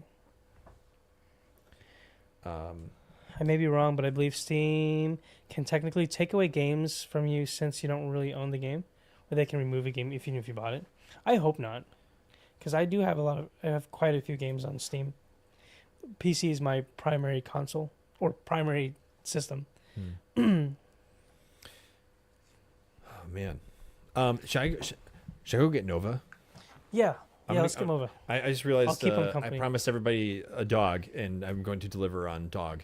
Yeah, So I'll be right back. Hang tight.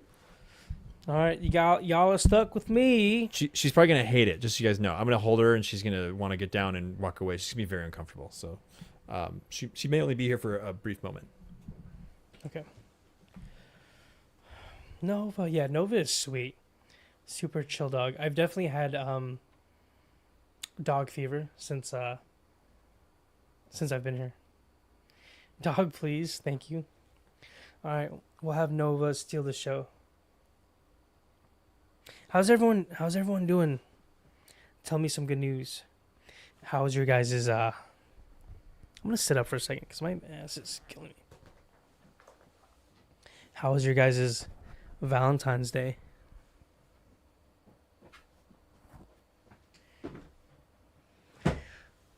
What's new, chat? She's gonna be super.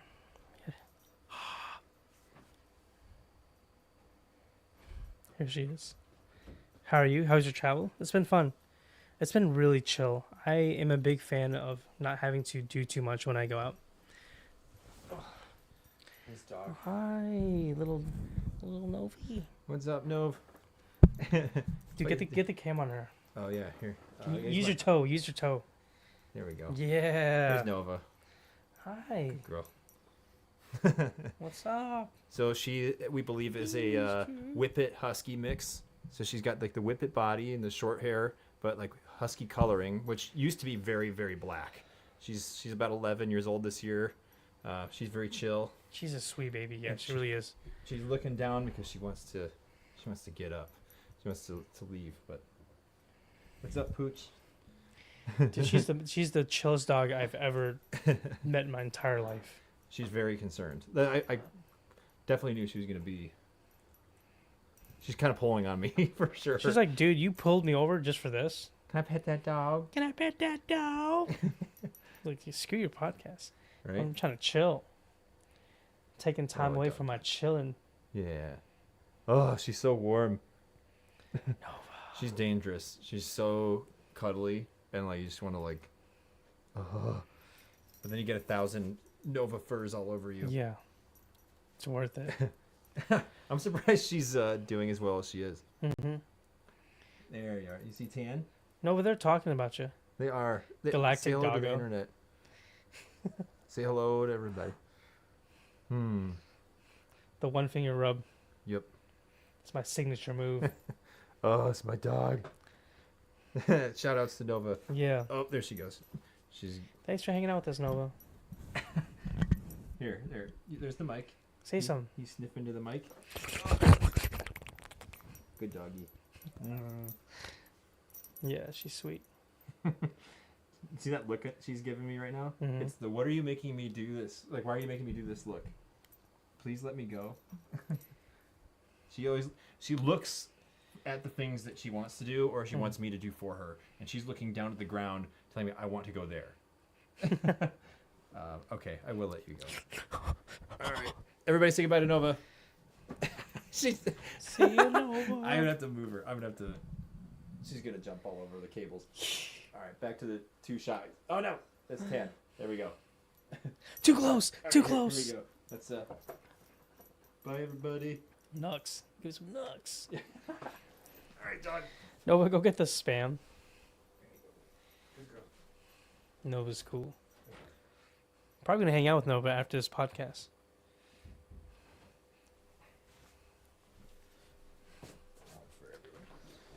Nova, what is your opinion of the state of the world right now? It's why did you disturb me from my It's slumber? fake and gay. Yeah.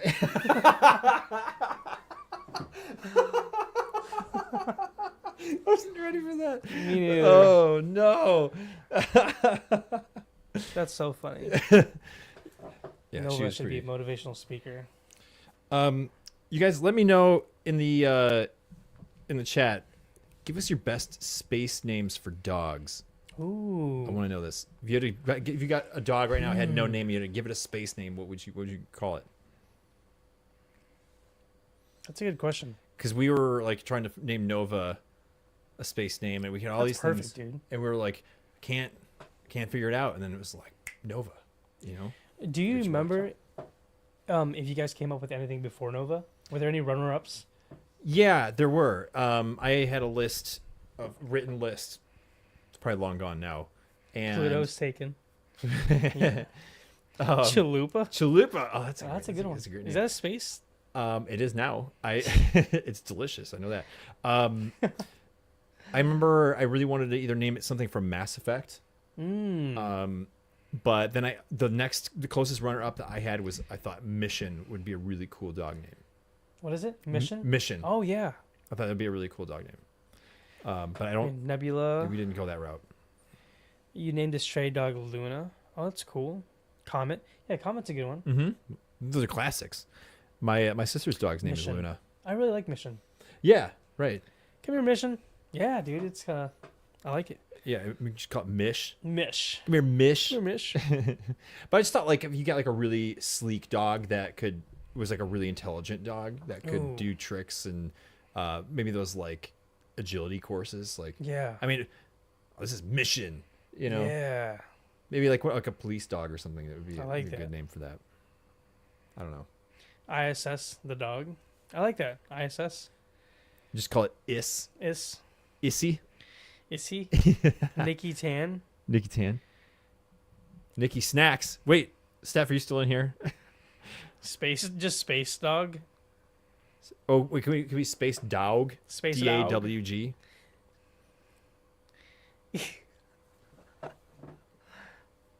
That's I love funny. Yeah, but Nova felt like the winner. Yeah. Um, That's a good name. mm-hmm. It's a great name. Yeah. But the true question comes from then that pops up then is like, well, what's her full name? Is it Supernova? I don't know. Who knows? Yeah. Arrow. Oh my goodness.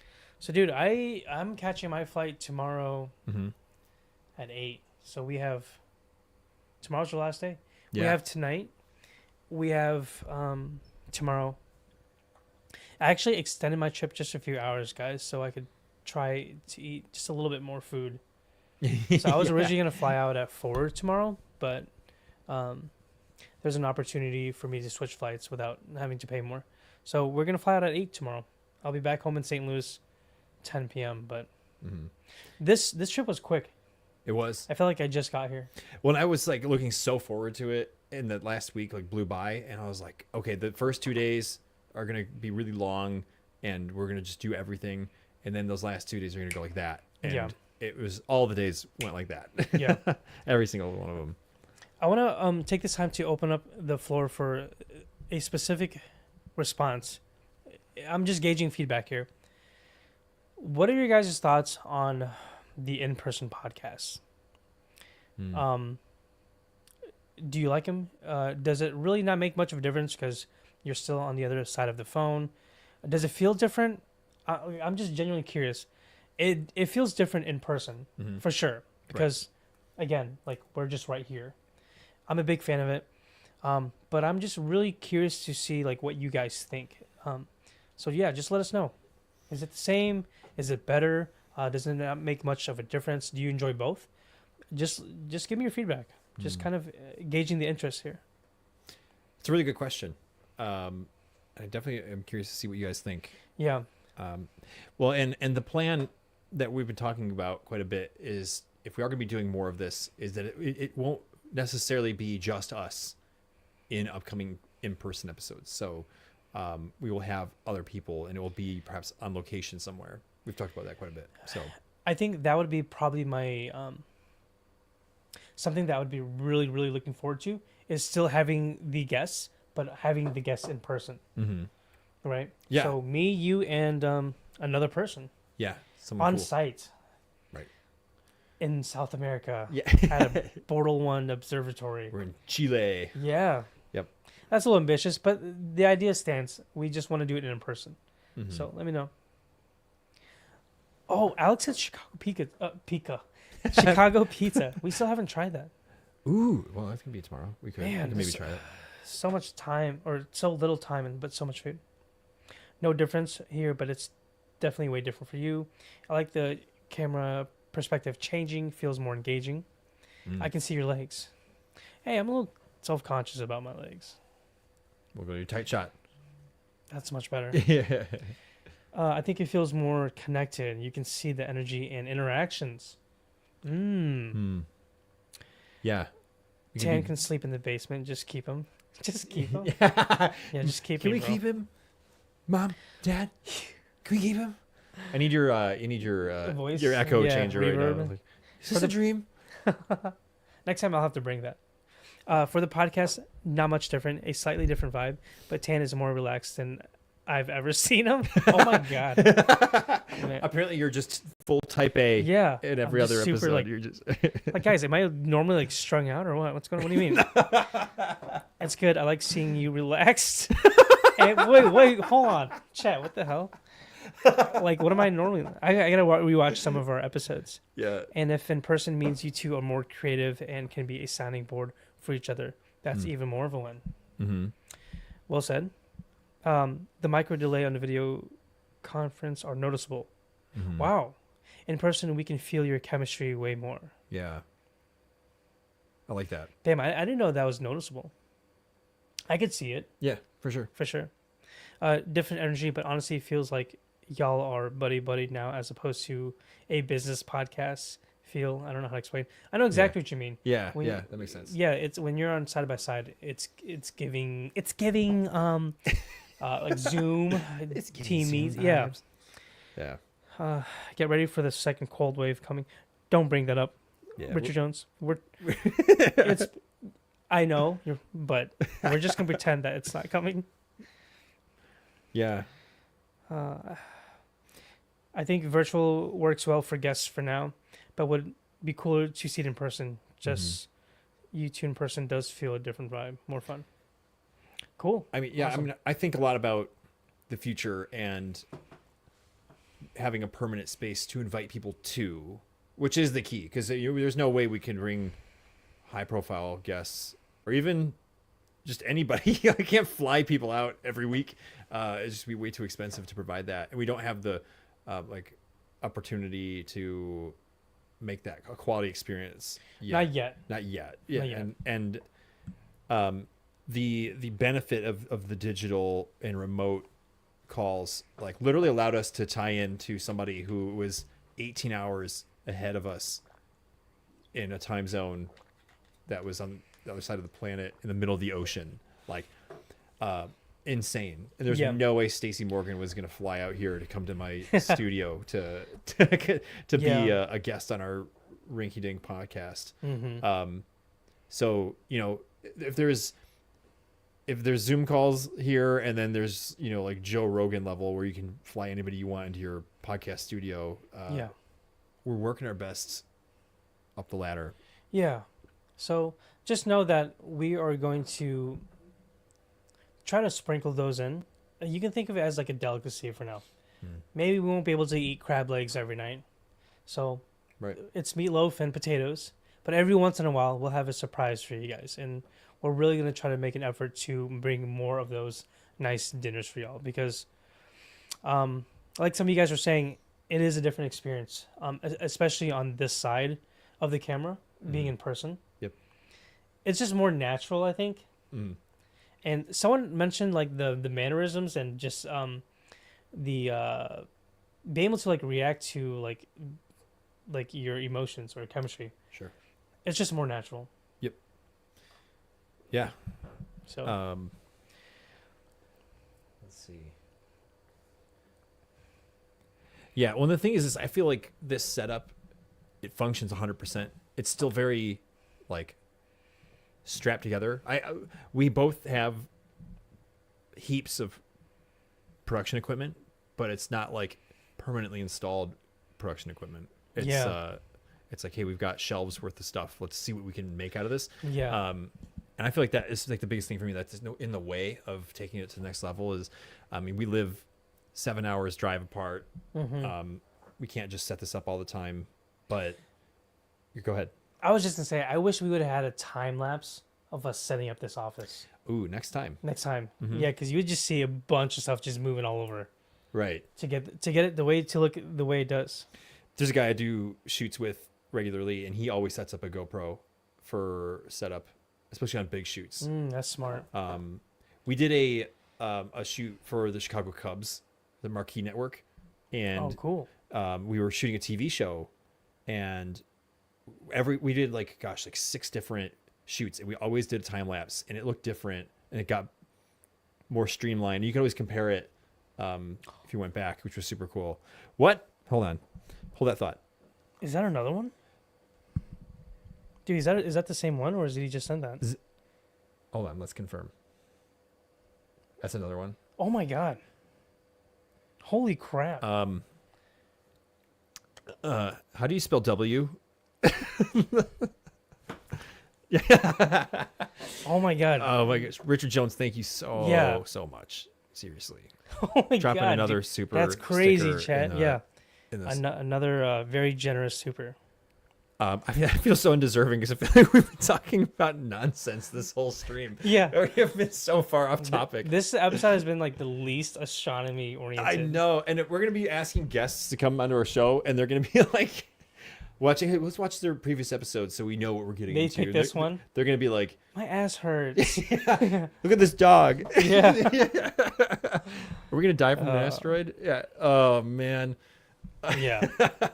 Well, W. Yeah. Thank you so much. Thank you. Very grateful. Thank you. Damn, dude.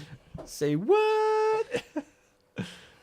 Oh, jeez. But yeah, so we have time lapses are important because it gives you a chance to review in the future, like what were your setups like, and it's just a cool thing to have access to. So maybe we'll do that for you guys in the future. Yeah, I think, and let us know too if you would like to see more behind the scenes. It's it's hard to explain because right now you guys are just watching this. It's already been set up, so you just see these camera angles. But I kind of wish you could have seen all the stuff that we did. We had to run to Walmart. We had to run to Walmart to grab an adapter. I had to move some stuff around because like my battery thing didn't work. The lights were such a pain to try to get perfectly. There's a bunch of these lights here. There's lights behind me.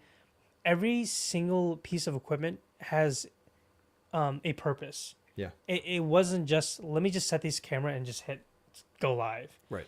And I think, Nick, you are definitely a lot more meticulous and more of a perfectionist than I am. That's my type A. Yeah, because like there are moments where I'm like, Nick, I think we're good to go, man. He's like, I don't know, man. I feel like the lighting's here, and I'm like, I totally get it. Right. So it's good that Nick has that too, because I feel like the show would just look like cheeks. if I was the one to say, yeah, it's good. Yeah. Things are out of focus. But anyways, we appreciate you guys. We do this for you guys. So thank you. Yeah. Yeah, it's probably a good point here to just say thank you to everybody who shows up every week. There's so many of you guys who are repeat viewers. Yeah. On the show, and whether we deliver on an epic guest or we have a shenanigans episode like tonight where it's just absolute brain rot, we love you guys very much. Thank you for being here. I think we've consistently had over 20 people the whole night, so it's like almost 2 hours of per person of viewership, and it means a lot as always. And you'll probably hear us repeat this constantly, but it's because it truly does matter. And those of you who choose to support us financially, it's like literally magic to us to see those colors come through. Like your comments, any super stickers or memberships are like giant colors for us in StreamYard. And it's like, what, every single time. All of those things, we continue to remind you guys that they're not necessary. But as always, they are greatly, greatly appreciated. And we'll continue to build into the future of the show, guaranteed. So keep an eye out for ways that we will try to be giving back to you. And those ways will look different over time. We're still experimenting with stuff. So look out for your members only posts on the Orbital Alliance YouTube channel. So go to the little tab that says posts. They changed it from community to posts. And there are green tabbed ones that say members only. And I'm trying to do more and more of those, so you guys get a little bit more of an inside scoop of what's going on behind the scenes. I'm trying to be better about it. But that's exclusive to you guys. Additionally, Tan and I are going to shoot a little members only video before he goes home, and we'll post that for you guys, little hang sesh with us that no one else will get access to. So if you are supporting us, there are rewards for that. And please don't forget to check those out. They are there, and they're going to be increasing in number over time. But yeah, gratitude around the world for you guys. Thank you. Yeah, 100%. Exact. Everything he just said, times 10. And I just wanted to add one last thing. We love feedback more than anything. I would say feedback is one of the biggest things. I personally want to strive for too. Meaning, we want to know if there's something that you guys really, really like. If there's something you don't like, or maybe you don't, maybe you feel neutral about it. Let us know, because these things will really help shape the way we move forward. If there's something that you guys really wish we would do, or maybe there's a certain guest, like, hey, I really think you could try to get Neil deGrasse Tyson or whoever that is, let us know. Sometimes we may not ever like consider these things if it weren't for you guys. So if you would like to see more behind the scenes, if you would like more games that we play, if you would like a specific guest, if you would like less of goofing off or whatever it is, please just know that any feedback is extremely appreciated. Any feedback is better than no feedback. Right. So whether you guys let us know in the comment section, or if you just want to reach out to us personally, please let us know. All right, that's all. No, that's good. I think we love feedback so much. We do. It's like the foundation of everything. Right. A lot of the stuff that we do, it's because we've heard from you guys, or we heard from our own feedback. It's how we move forward. It's how we improve, and it's how we just collectively build this community. It's not just us. Right. It's all of our voices. So please let us know. when we don't get everything right either. Like we try, we have great ideas, and we don't always deliver on them the way we want to, or sometimes we just don't deliver at all. But there's, I mean, it's true. But we're human beings, and we can only do so much. So if you guys catch us, in a way that's like, hey, this could be better. Like it's gonna make a difference, because sometimes there's just blind spots. Yeah, everybody's got blind spots, and I have no shortage of blind spots. So, what you guys, the viewing and perspective that you have is certainly a viewpoint that we do not have. Mm-hmm. So to support what Tan said, feedback all day. You trying to feature that one? Yeah, it's like a actual click. Shout out to us veterans. Yeah. Big shout out to Tasmanian Devil. Big shout out to Taz, and in fact, all the veterans, anyone who has served, anyone who is helping out on the front lines, our defenders. Big shout out to all of you guys, as always. Smelling salts is a good idea. I don't know if these, I would consider these smelling salts. It's a little extreme. These, if you're referring to me sticking this thing up my nose, these are just essential oils. Oh, really? Yeah, they're called Boom Boom. They're just nasal inhalers. Okay. Like Vicks has these. I was gonna say, I had no idea what the heck you were doing. Like, this whole time, I'm like, what? Yeah. I'm like, oh yeah. I mean, what's wrong with my? It's a thing. Co-host. Yeah, it's it's cleared up my nose, and it smells good. That's all. You both should have worn your astronaut suits. I don't have an astronaut suit. Not yet. Good point. Can we reach out to? Well, I would like one though. Yeah. I think it would be really helpful if Tan was put in the stormtrooper helmet before y'all left. You want it? You want to wear it? I'm down. Does it like have a voice changer built inside? No, it's not that cool. Where did you get this thing? So I got this from a company that doesn't exist anymore. It was called a Novos.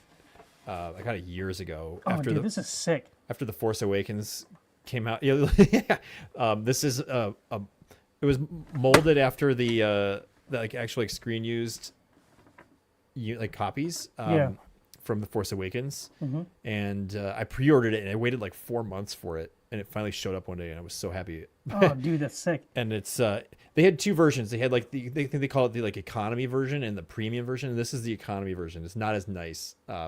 But it is eco-friendly.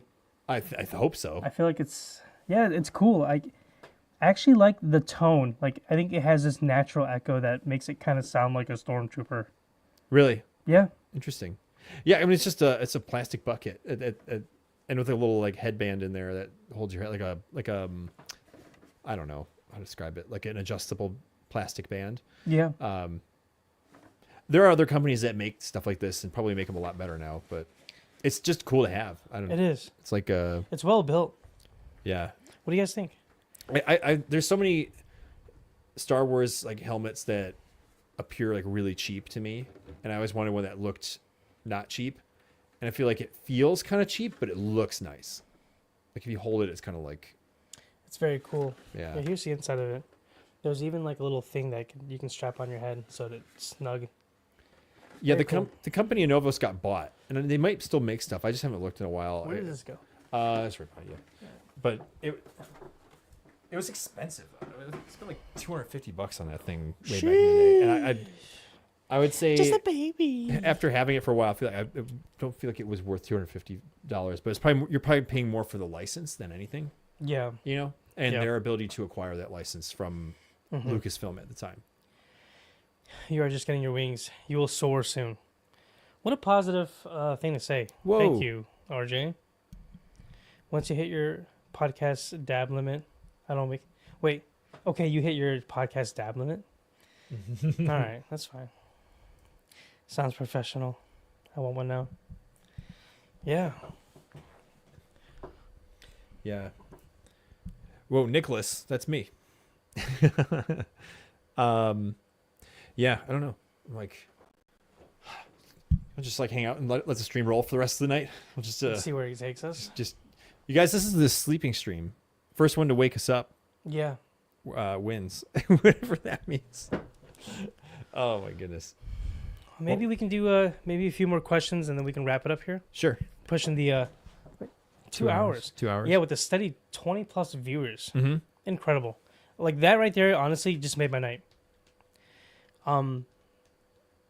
I feel like I say this, but sometimes there's gonna be times where we have more or we have less people in our streams, but if I'm gonna be super transparent, the fear for me is whenever there's just like no one, and I hope that never happens. And you know, maybe there'll be time where like people are busy, but I think I would be a little sad if we started a stream, maybe we had a really cool guest on. Right. Theo Vaughn. We have Theo Vaughn on. And then we look in the, you know, how you can see the viewers, and there's like one person there. One person with Theo Vaughn. It's just me. I don't know. Only viewer. Yeah, maybe I'm being dramatic. But what I'm trying to get is every time I see that you guys are watching, it makes me incredibly happy. And I've preached this before. I tell people to not pay attention to the numbers, and I know I shouldn't. But at the same time, the numbers, like, they do mean something. Sure. And it just means that there's quite a few of you guys in here. So if you are able to, please continue supporting us just by watching. Just by watching. Liking the video helps. That's something that is extremely helpful. Steak stream? Oh my god. That's a novel idea. Dude, that's actually a really good idea. Yeah. If we were just to cook a steak and you guys we can just have a conversation over a steak. Yes. That sounds. Are you serious? Because I am. Yeah, me too. Yeah, I'm in. That sounds amazing. Yep. We'll have to work that out. Did y'all mean to kind of match colors? Oh my god.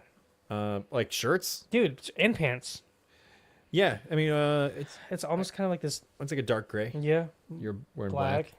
What color are your thongs? Say what now? would you call me? I think so too, Jinx. I hate how it never shows the emotes on here. Yeah, like the emojis are just like little, like Jinx. I don't even know what you said.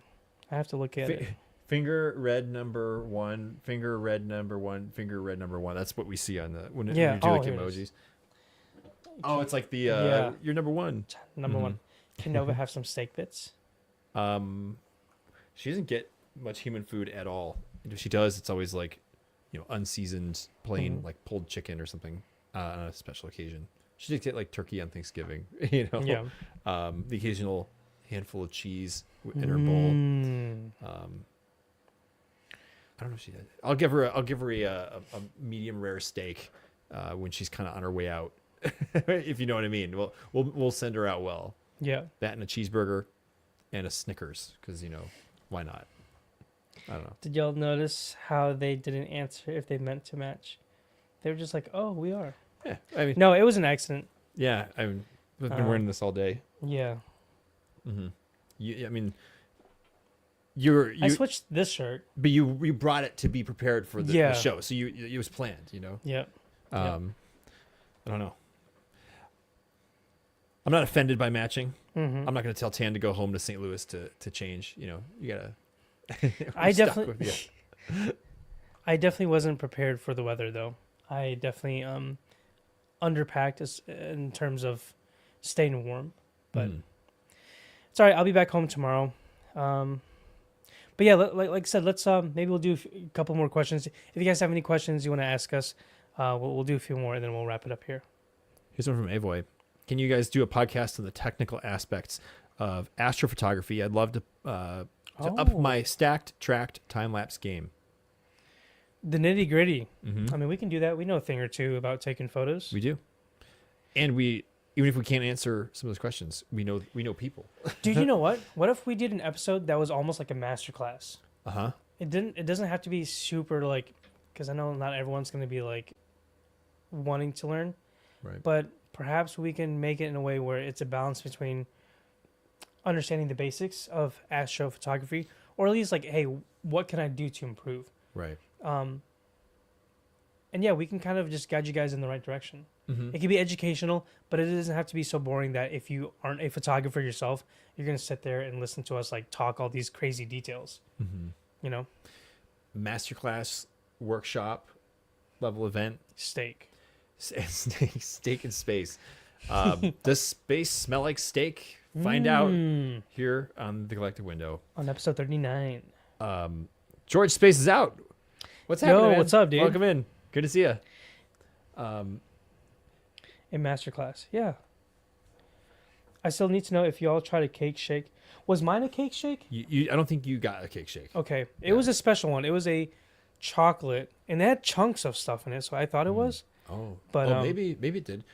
It, You would know once you got to the bottom because there's like a piece of cake like shoved in the bottom. no. Okay. Maybe it had chunks in it. I had some special like chocolate strawberry shake, Okay. but maybe I'll get some tomorrow. Future topic: an episode about surviving an asteroid strike. Yeah. We got to get a survivalist expert on the show. Yeah, you guys are. If you're gonna look for us for guidance, You ain't surviving long. yeah. My advice is just don't get hit. Don't get hit. You went and done it. You said cake. I love you. Yeah, Portillo's is awesome. So what are we gonna eat tomorrow? There's a spot you were talking about. Yeah, well, you've been kind of going on about the Chicago style hot dogs, Okay. which you had since you've been here. But Beef Shack does a $1 hot dog special on Tuesdays. What do you guys think? $1 for a hot dog? Dollar hot dogs, limit 2, or deep dish pizza from Lou Malnati's or Giordano's. Illuminati? Lou Malnati's. Oh, I was thinking like Illuminati. Illuminati pizza. Yeah. Dude, okay, we got to do that. We got to make Illuminati pizza. Yeah. The forbidden pizza. Yeah, so man, So we could hot dog sounds good. Here, Johnny's saying give Tan the lose. There's an endorsement.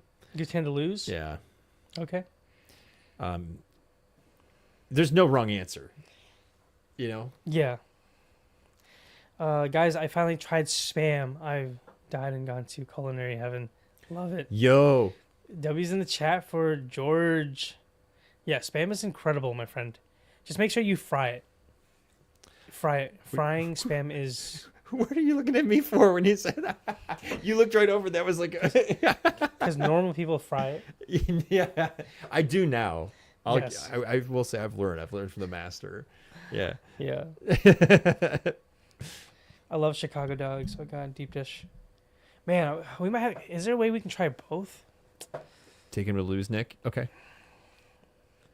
Lou's? Is Lou's pizza? That's Lou Malnati's. Oh. It's like a name, Lou Malnati. Oh, okay. Um, Sounds like a better deal than Costco, $1.50. yeah. Yeah, 50 It is. cents cheaper. Yep.